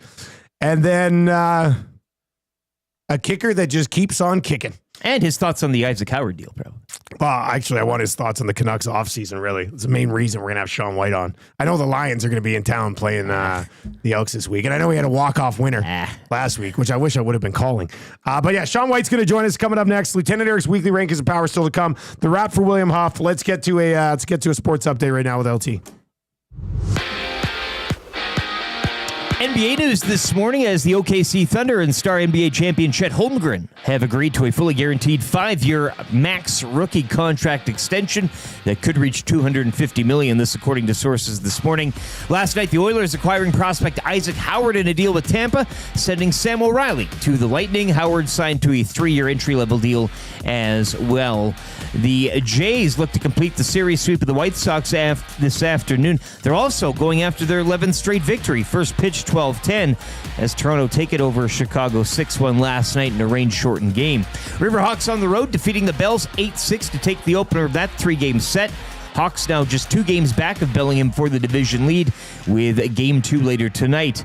Cactus Rats and Fort McMurray Giants. Rats bounced 5-2 last night. Those two teams go at it again up at Fort McMurray tonight. And Christian Horner, he's sacked by Red Bull this morning after 20 years as team principal. Laurent Macias is set to take over the position. Sports Update is presented by Sully's Sports Bar Lounge. With wall-to-wall TVs, daily food and drink specials, it is the place to be for every Blue Jays game. Every day is game day at Sully's Sports Bar Lounge.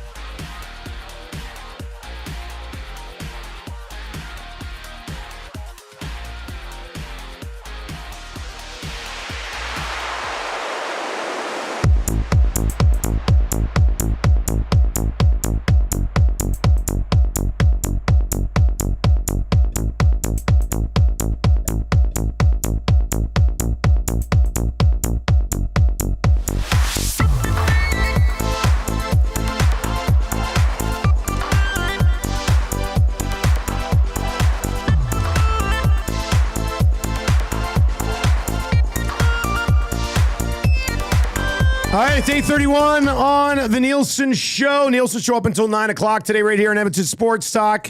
And then the hangout from 9 to 11. I'll be back with the Lock Shop at 11 today. We'll have the oil stream at noon today. That'll go up until 1 o'clock. EST afternoons from 1 until 3. And then the Reed Wilkins Show from 3 until 6.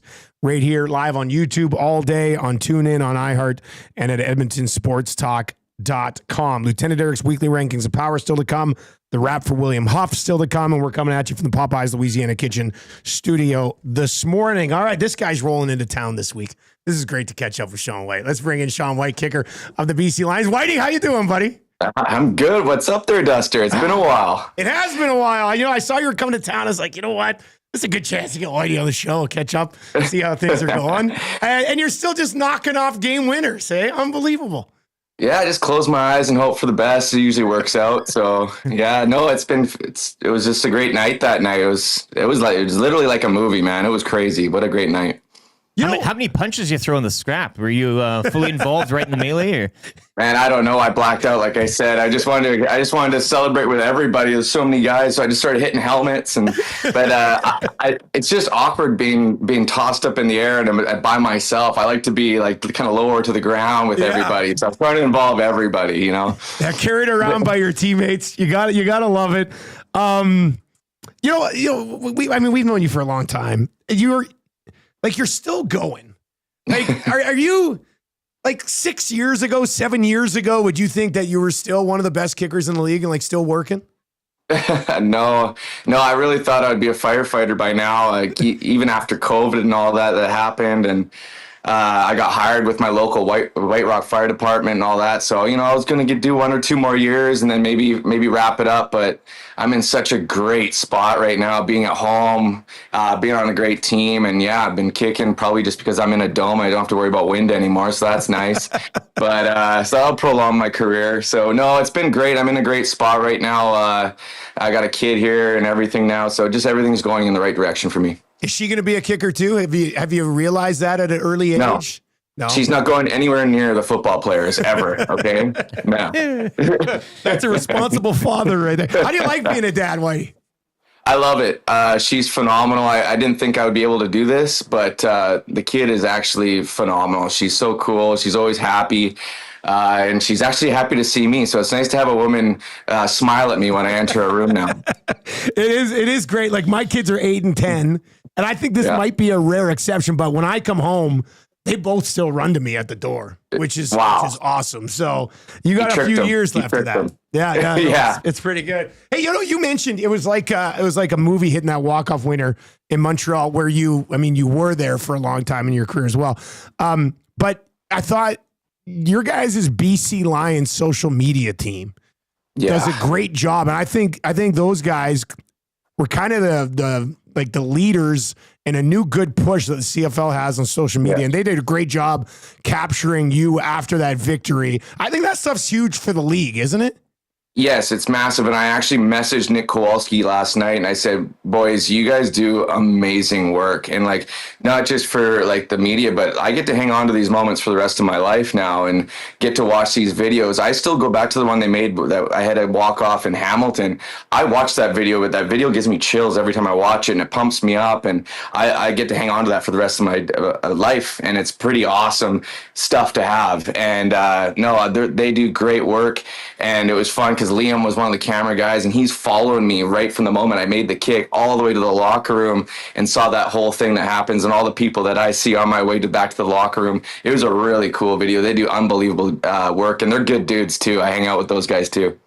Yeah, Nick seems like a pretty good guy. I'd like to get to know him a little bit more. So you are the most accurate kicker in the history of the Canadian Football League. Maybe I have to put an asterisk on it because you're kicking in a dome now. I mean, we'll have to see how that is. But when you hear that, what does it mean to you? That's everything, man. I just want my teammates' trust and the coaches' trust, and obviously want to be wanted. But I don't do this to be average, man. I want to be the best. That's it. And I've kind of made that. I'm about 40 years old this year, so firefighting has only got. I maybe got 2 more years of football, and I got to make a decision if I want to be a firefighter or a firefighter. But to be honest, I've already made my mind up. I'm not going to go into firefighting. I'm going to kick as long as I can. I want to break records now. I never thought about breaking records, but let's just go for it. I'm all in. Let's train harder. Let's do whatever I can do to belong there. It, man. Yeah, exactly. People should have that mindset, man. Well, when you get to this point. Yeah. Exactly. I mean, if you're within striking distance, why would you not go for it? And I talked to Wally Buono. That guy's he's basically my football father. Yeah. And I ran into him at a golf tournament and he goes, how's firefighting going? Because he's one of my references on my resume. Okay. And he goes, how's firefighting going? I'm like, it's good, but I just don't know if I'm ready to retire. He goes, do you want my advice or not? I'm like, of course I want your advice. Yes, Wally, please. And then he goes, you play football for as long as you can. And then that's when I stepped away from firefighting, and that's when I made up my mind. Like, that guy's advice has gotten me this far, so, I'm not going to go against it now. So, Wally's been a great mentor for me, and he's never steered me wrong. What are you? Are you 17 years? 17 or something like that. I don't know if you count COVID year. I don't know. It's weird. I think I'm always a year off but anyway. Well, I signed my first PR contract in 2008. So that's 17. Or do you go when I start playing games in 2009? So I don't know where you start that from. No, I just kind of read whatever's on the Lions website, and if anybody has to blame it, it would be them. But how much? Do you like that picture? Do you like that picture, by the way? I put that up there for you. Oh, that is a good picture. Oh, there we go. Dwayne Mandrusiak took it from the locker room for me the day he got released. Snagged it? Yeah. He was so mad the day he got released that he took it off the wall and put it into his car for me. I got it through you. So that's good. Yeah. Wait, what's it like coming back now? You have to run here, man. It's really cool. It's really cool. The fans are fantastic. There's always a few fans with signs up there for me. I've always loved Edmonton, that, and I decided to stay there because I loved it and played hockey with you in the off season. Curled at the Bissell Curling Club. Did a lot of stuff in Wessetna and Bruderheim and those places up there. I still have friends that'll be my friends for a lifetime, and to go back, it's a home away from home for me. So it's a great visit for me. So, and it's good to remind everyone, you guys could have brought me back, but you didn't. So, I was going to say, I've said that a few I'm times. not holding on to anything. Yeah, I'm not holding on to that. anything. No, things are good in BC. Are you dabbling in the curling anymore? No, my hips are shot. No. No, I curled so friggin' much in Alberta that I actually kind of got burnt out. The Spiel season out there, it's no joke, man. You guys, it's a lot of curling. So the body was shot by the end of the curling season, but and it's honestly, it's not the same out here. Out there in Edmonton, you can go have beers on one side at least of the rink, and it's a one big party. Here, there's a lot of rules, and it's not as fun. That's not as fun then. Sorry to put a damper on it, but it's not as fun. Yeah, well, you're still getting out watching your wife curl quite a bit. We've been in a league. We go very responsible. It makes us appreciate what we have here, I think. Yes, exactly. Yeah, hearing this. Yeah, exactly. 100%. What I wanted to ask when I asked about how many years, how much has the kicking game changed in 17 years since you came into the league? It's insane. I remember coming into the league, I did all three, and the punting style was more of like a rugby style. Like I could line drive, cut kicks in the corners, because you don't have the 5 interior guys they didn't have to sit in there till the ball's kicked. Now they can just release. So the kicking style was different. And now with the 5 interior guys staying put until the ball is kicked, you need that high hang time. So they want those big boys that can hang it up real high. I can't hit it that high anymore, or at all ever. But and now the global position is opened up now. So now they need the global guys. So they would like to have a kicker in there. And now, so my job is not just Canadian. Like it used to just be Canadians for the kicking job. Yeah. Then it went to all North Americans. Now Americans want my job. Now it's global. So the whole globe wants my friggin' job now. So I got one of 9 jobs in the CFL. So that's pretty cool to realize that. But and then this offseason or this training camp, I had 2 Irish guys from Gaelic friggin' football that could hit balls 75 yards, like field goals, no problem. Oh, man. I'm warming up from the 32, and I look back, and the guy's his first kick is from the 50, and then and I'm like, man, if you could straighten that kick out, you'd be in the NFL tomorrow. So, but it's still like I came into camp like my normal self, maybe use this as my off season. But these guys came in balling, and I'm like, oh my goodness, I got to smarten up here. And I was in the gym every day trying to get my strength back. And I was dying in camp this year, but it did push me though, that's for sure. But these kids now, they're big monsters that have huge legs. But I would like to get into kicking coaching because I know a few of them I could easily help, but I'm not going to say anything during training camp because it would take my job. Yeah, that would suck. You have a new holder this year, right? He was around last year a bit, but what's that transition like going to a new holder from year to year? Honestly, I thought it would be tough. I had Stefan Flintoff, who is amazing for the last 3 years, and then Carl Myers basically worked on it all off season. But talking to the coaching staff in the off season, like, what do you think about him? Like, I know Carl's work ethic. He just works out every single day. The guy doesn't stop, and not he's just a big that. Boy. He's a big boy, but he's a professional rugby player. So the guy's got hands, and he big, strong mittens on him too. So. He worked his butt off. He's very fluid with it. Kyle Nelson, 9-year vet from the San Francisco 49ers. That guy, he's by far the best snapper in the league. He's had a couple issues with the field goals operation, but he's getting better and better. But he snaps it at .31, so it gives me not so much time to stare at the ball. That game winner, I thought I was slow, but he zipped that thing back so friggin' fast that I had all day to stare at and have a nice clean kick at it. So I got a great operation. And not just that, these guys work out every single day. They got me in the gym. They're keeping me on the right track. They're fun guys to be around. They're actually making me better. So I'm very happy. BC Lions kicker Shawn White with us on the show. BC, of course, coming to town. We're going to give away some tickets to that game after this conversation. The Lions so far this season, huge win for you guys. Like that was the thing. Like hit a walk-off winner is great, but you guys really needed that victory, didn't you? We needed it, and people are some people talking trash about us, whatever, and that's fine, that's normal, but.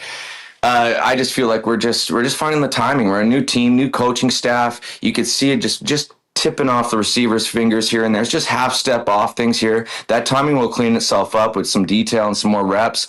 And with time, you just need time together. And I think that last few minutes of the game, the defense clutched up when we needed it. You could see the focus and that they had, and just the energy they brought, just to hold them to 3 points. Then the offense goes out and it did an absolute perfect job to get us into field goal range. And with clock management, just 1 second on the clock to get me that. And then this special teams unit clutched up again as well. So it was a whole team win, and you can build off that. Now we had that taste of winning. We can build off that. I was chatting with you last year, Grey Cup and Awards. What percentage do you think you have to kick at this year to win outstanding special teams player? 100%. Yeah, that's 100. I was wondering if 95 or 96 would be enough. No, I've already figured it out, and I'm it's not, if I'm not 100% and I still get a nod to go to the finale, I'm not even going to show up. I'll just I know I'm not going to win unless I'm 100%. So and there's already a couple kick returners. They got 1 punt return touchdown, so they'll probably a few now. Yeah, those guys will win it. Just give it to them. Okay, and quickly, Canucks. What do you think of Canucks season so far? I've stopped watching a while ago. Oh no! It's bad. They've lost you.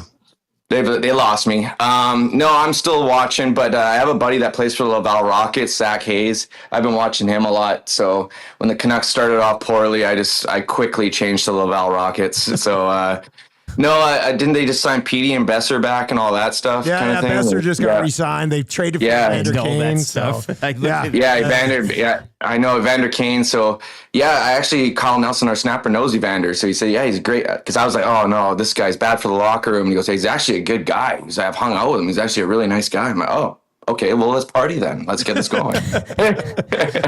Hey, one quick question that came in from Hersey. He says, hey, ask Whitey if that 0.3 from snap to place, so is that from the moment it's snapped to the moment it's placed, 0.3 seconds?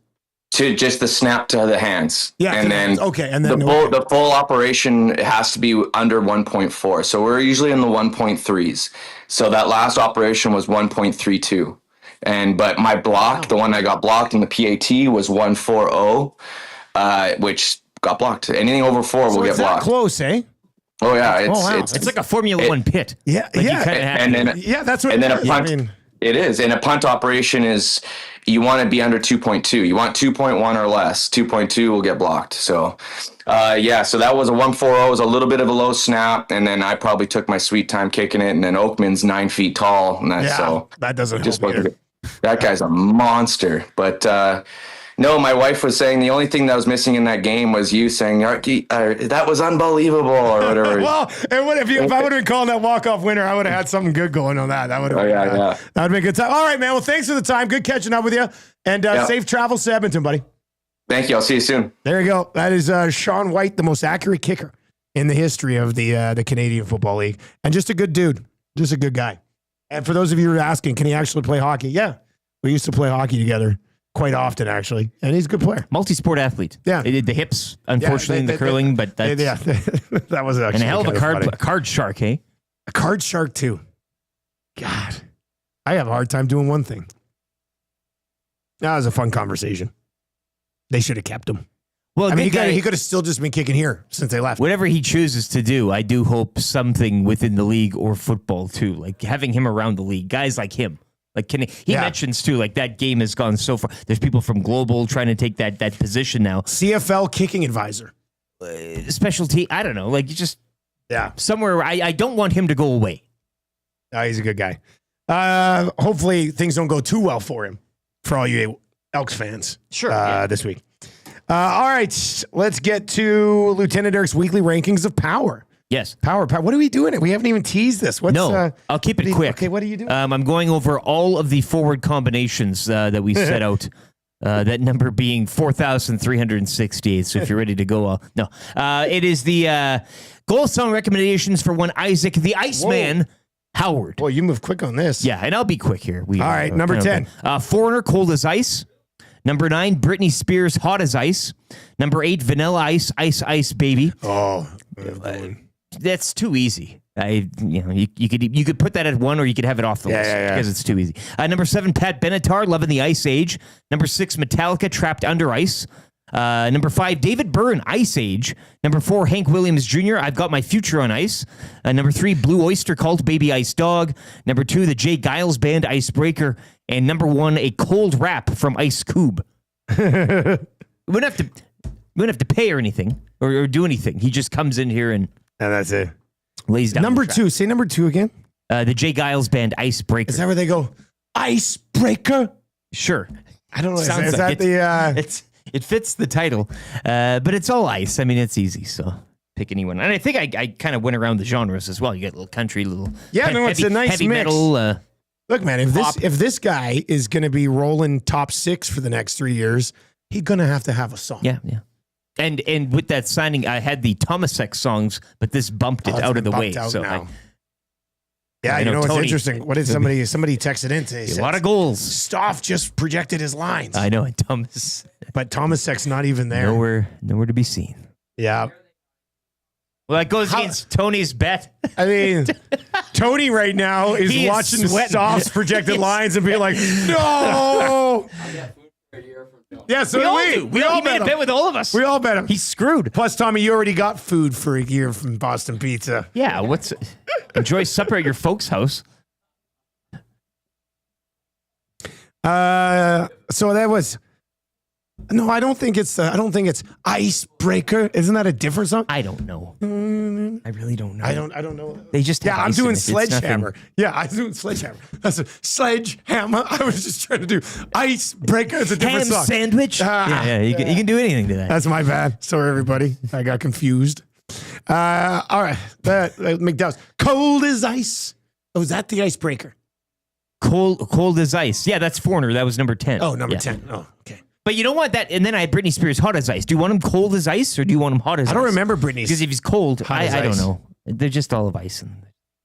We'll find something. I don't know. Yeah. There'll be something. Let us cook. And I won't AI this thing. Wow. I'll go straight up on this one. All right, let's get into the rap for William Huff. See, for example, people you don't get to talk to at the golf tournament. I didn't get a chance to talk to Bruce at the golf tournament yesterday. I get into my cart in the garage there. I'm getting all set and everything. A hand enters my cart. Bruce Simpson. Bruce from William Huff. Makes his way over. And then when I got to their hole. They were great. The girls girls out there had a Rough Rider sticker for me. No. They go, Erik. And I said, yes. And they go, there's a little something special for you. I took an EST magnet. I did too. I said, I have a fridge. Yeah. Yeah, then we can put it on the fridge. Yeah, they had the hot dogs. That was a great spot. Yeah, it was a good hole. Yeah. William Huff tent was awesome Very good, yesterday. yeah. But yeah, see, so Bruce, who I love, was just with in Canada today. I didn't even get to talk to him at the golf tournament. He goes the extra distance, the extra yard, just when you think he will step it a bit further for you. His one daughter yesterday told me he was all business. On the course? Yeah, he's like, come on, let's get up here. Let's go. Yeah, he wants that clear trophy. Yeah. Yeah. It's a nice looking trophy, by the way. It is a nice looking trophy. And those guys took it. So they get to keep it for a year. They're and then partying with it. Yeah, it's a party machine. Anyway, the winning score at the tournament yesterday was 18 under. I don't know if I was in the hangout the other day. I told I want the clear trophy. It should be like crystal clear. So you can't really see it. So nobody knows where it is. Like it's a 15th wedding But it doesn't even exist. Yeah, well, that's coming up. It is coming up. It doesn't even exist. Here it is. Like, I can't see it. That's okay because it's crystal. It's crystal clear. Think of the money we could. Yeah. All right. What did we learn? We got Big G says EE tickets. That's right. We do have to do. Thank you. Show must give them to him for wanting to kill this. Congratulations, you win. No, here we are. We just had Shawn White on. Said he's the most accurate kicker in the history of the league. Which 3 teams has he played for? Text in the 3 teams that Shawn White has played for. And if you get those 3 teams correct, you will go into a draw for 2 tickets to the game this Sunday. How come I can never find that email from him? Like, lots of guesses. Well, there's so many emails from him. That's the problem. Oh yeah, that is a bit. They're all problem. like all of my emails are from Matt Iwanek, and they're all like instructions and demands on how to do things. So yeah, the 3 teams that Whitey played for. Text those in. You go into a draw. Tickets to the game on Sunday. Trev, what'd you learn today, buddy? I guess I learned that Isaac Howard is the newest Edmonton Oiler. I learned You that. didn't. Yeah, know but it I when learned you- that you're very excited about it. Yeah, I am. I am pumped. I can't wait. What are your guys' thoughts on this? 30 goals for him next year. Oh my God, Trev. 30 goals. Only season. 30? No, come on. Let's calm down. Only 30? I mean, players have done Like it this before. year coming up? Yes. Only 30? How many rookies have scored 30 goals in the last 10 years? Only 30? Well, there was Brock Besser. He actually got 29 on his rookie year. No, yeah, I don't know right now. But I think he could do it. Why not? Only 30? Only 30. Why am I drawing a blank? I should be able to know this. There's got to be a few. No, I think 30 is a very high. Let's see. This is the NHL. This is the NHL. Can you go like last 10 years? Kaprizov, when he won the Calder, did he score 30? Yeah, like I mean, it might have been. Yeah, Kaprizov might have. but he was up there. Like he was like 26 as a rookie. He had 27 as a rookie. Yeah. Mind you, it was only 55 games. Okay. Yeah, there you go. Barzell and his 80 points. He's a stud though. Matty Barzal. Oh, yeah. Line 22 goals as a rookie. Line Matthews. They definitely both got it. Yeah, but we're talking about guys who were taking like Brock first, Besser second, and third Brock overall. Besser got 29, So he didn't have 30. but he didn't play the last game of the year. So you're already thinking 30 for this Why guy. not? Holy smokes. Aiden O'Neill says, how many rookies play with McDavid? Blueberry's Life says, YouTube Trev is on Scooby Snacks. That might be. I think is that a drug? Still a little effective from yesterday. I'm not gonna lie. It was tough. Yeah, like I don't know how you guys are in such good shape. Well, I'm getting pretty tired now. Yeah, waking up this morning. I could see a truck napping coming here between 9 and 11. I have a headache. I think if he gets 20, you got to be happy with him. It's a rookie. Oh yeah. Still, though, it was fun to have that deal to talk about today. Yeah. This is a great show. Is this the most guests we've ever had on when I've been here?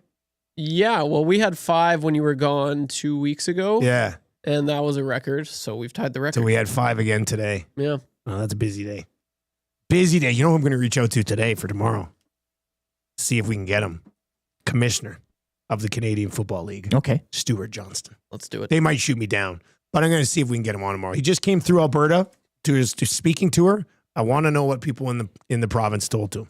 And, you know, I also want to hear there are like different teams in this league are facing different obstacles than other teams. So as a commissioner, you know, how do you compartmentalize helping this team over here doing this, but this team over here needs this? And so hopefully we can maybe track him down tomorrow, which will be good. Let's get to your sound of the day today. Added this in to the rotation. Go outside, nerd. Get out. Go. I ain't got time to be distracted by your worthless chime-ins. Go on. I think the text of the day for A&W. You're going to get a gift certificate to A&W. You asked for it. A&W delivered because that's what they do. The Masala Veggie Burger is not going anywhere. It's here to stay. The Masala Veggie Burger is Leonardo DiCaprio in Wolf of Wall Street at the front of the crowd. And it says, I'm not effing leaving. That's the Masala Veggie Burger right now. Limited time price of just $6. Crisp patty made with unique paneer, blend of real vegetables, top of spicy piri sauce, layers of whole leaf lettuce, sliced tomato, red onion, all sandwiched between a freshly toasted seeded bun. Let's be honest, it's delicious for those of you who like veggie burgers. Get your hands on it. Limited time price, $6 Masala Veggie Burger. Text of the day today. Came a little bit earlier. Ties into that clip. Nothing against any of the Macramalla intros today, because there are some very good ones. But did you not love the Lacombe Drew one? It's got to be Lacombe Drew. So Hernan's had a few beverages last night, and he's sitting there with my family sitting at a table, and he goes, Dusty, I could be a CFL offensive coordinator right now. I said, what? What are you talking about? I could do. What do you? Yeah, he's like, I couldn't do defense, but I could be a CFL offensive coordinator right now. Lacombe Drew with the text of the day. Hernan Salas, I can run a CFL offense. The rest of us. Go outside, nerd. Get out. Go. I ain't got time to be distracted by your worthless chime-ins. Go on. Oh, that's good. The analytics crew is going to take that hard through the hockey season, man. That's going to be. It's going to get. I got time for more. I got more time for Baby Billy, man. Mixing a bit of that into the show. All right, what are we watching tonight, Rick? Tonight, Red Hot Toronto Blue Jays. Well, this afternoon. Oh, it's an afternoon. 12:10 first pitch. Oh, so you got to get on this right now. You got to go. The early bird bet right now. Got to go. Blue Jays to win, over 4.5 team runs. Addison Barger hit, plus 205. I'll be watching that during Oil Stream today. Put it on the TV. That's the point of the... Yeah, Yes. First we had the JJ Spawn playoff hole, and now we've got... That's the only other thing I've ever watched on the TV was JJ Spawn imploding to Rory in a playoff. I'll have the Jays game on today while we're doing Oil Stream. Love it. So that'll be a good time. Well, then what are you watching tonight then if the Jays game's in the afternoon? I might watch Jack Reacher again. Got that on the old PPR. The movie? Yeah, the movie. Yeah, With Tom Cruise. Yeah, he's I great. like that movie, actually. He can do anything. When he's coming out of the prison? He's got a lot of hot scene. one-liners. Like you know. You won't see me because I'll be in the rearview mirror. I'll be in the blind spot. He says. That's a weird thing to say. Like, Yeah. And Werner Herzog is the enemy. You know, Don't know that guy. That foreign guy. He's a film director. Not familiar. The crew shoots him in the head. Spoiler alert at the end. Oh, damn. Yeah. Classic Jack Reacher. All right, that's going to do it for the show today. The Hangout is coming up next. Lots of talk about Isaac Howard, the newest member, the Iceman, the newest member of the Edmonton Oilers, as they decide to give in to Tampa's demands and trade O'Reilly, send him the other way. But I think it's a pretty good deal. Where's Tomasek? Tomasek. What happened to our little Tomasek? We'll see how that plays out. Tommy's going to love it. He's going to love seeing Tomasek buried as a healthy scratch. I sent you, you said Tomasek looking at himself being healthy scratch, the GIF. Yeah. Did you see my reply? No, I didn't. Let me see your reply. I can't wait to eat Boston pizza free for a year. I'm so glad I got him that deal when we could. He is just... That's funny. All right, that's going to do it for us. Hangout's coming up next. I'll be back with Lock Shop at 11. Hammer the thumbs up for us before you leave. Thank you very much for being here today. And Hangout's going to be a great conversation as well. Lots of golf recap. And obviously the Oilers making a pretty significant deal moving forward for the organization. For YouTube Trev, who's no longer standing on the edge of the bridge. This guy's fully bought back into the team right now. Yes. Congratulations on all your success, Trev. Thank you. And Lieutenant Erik, I'm Dustin Nielson. Talk to you in a couple hours. Take it easy.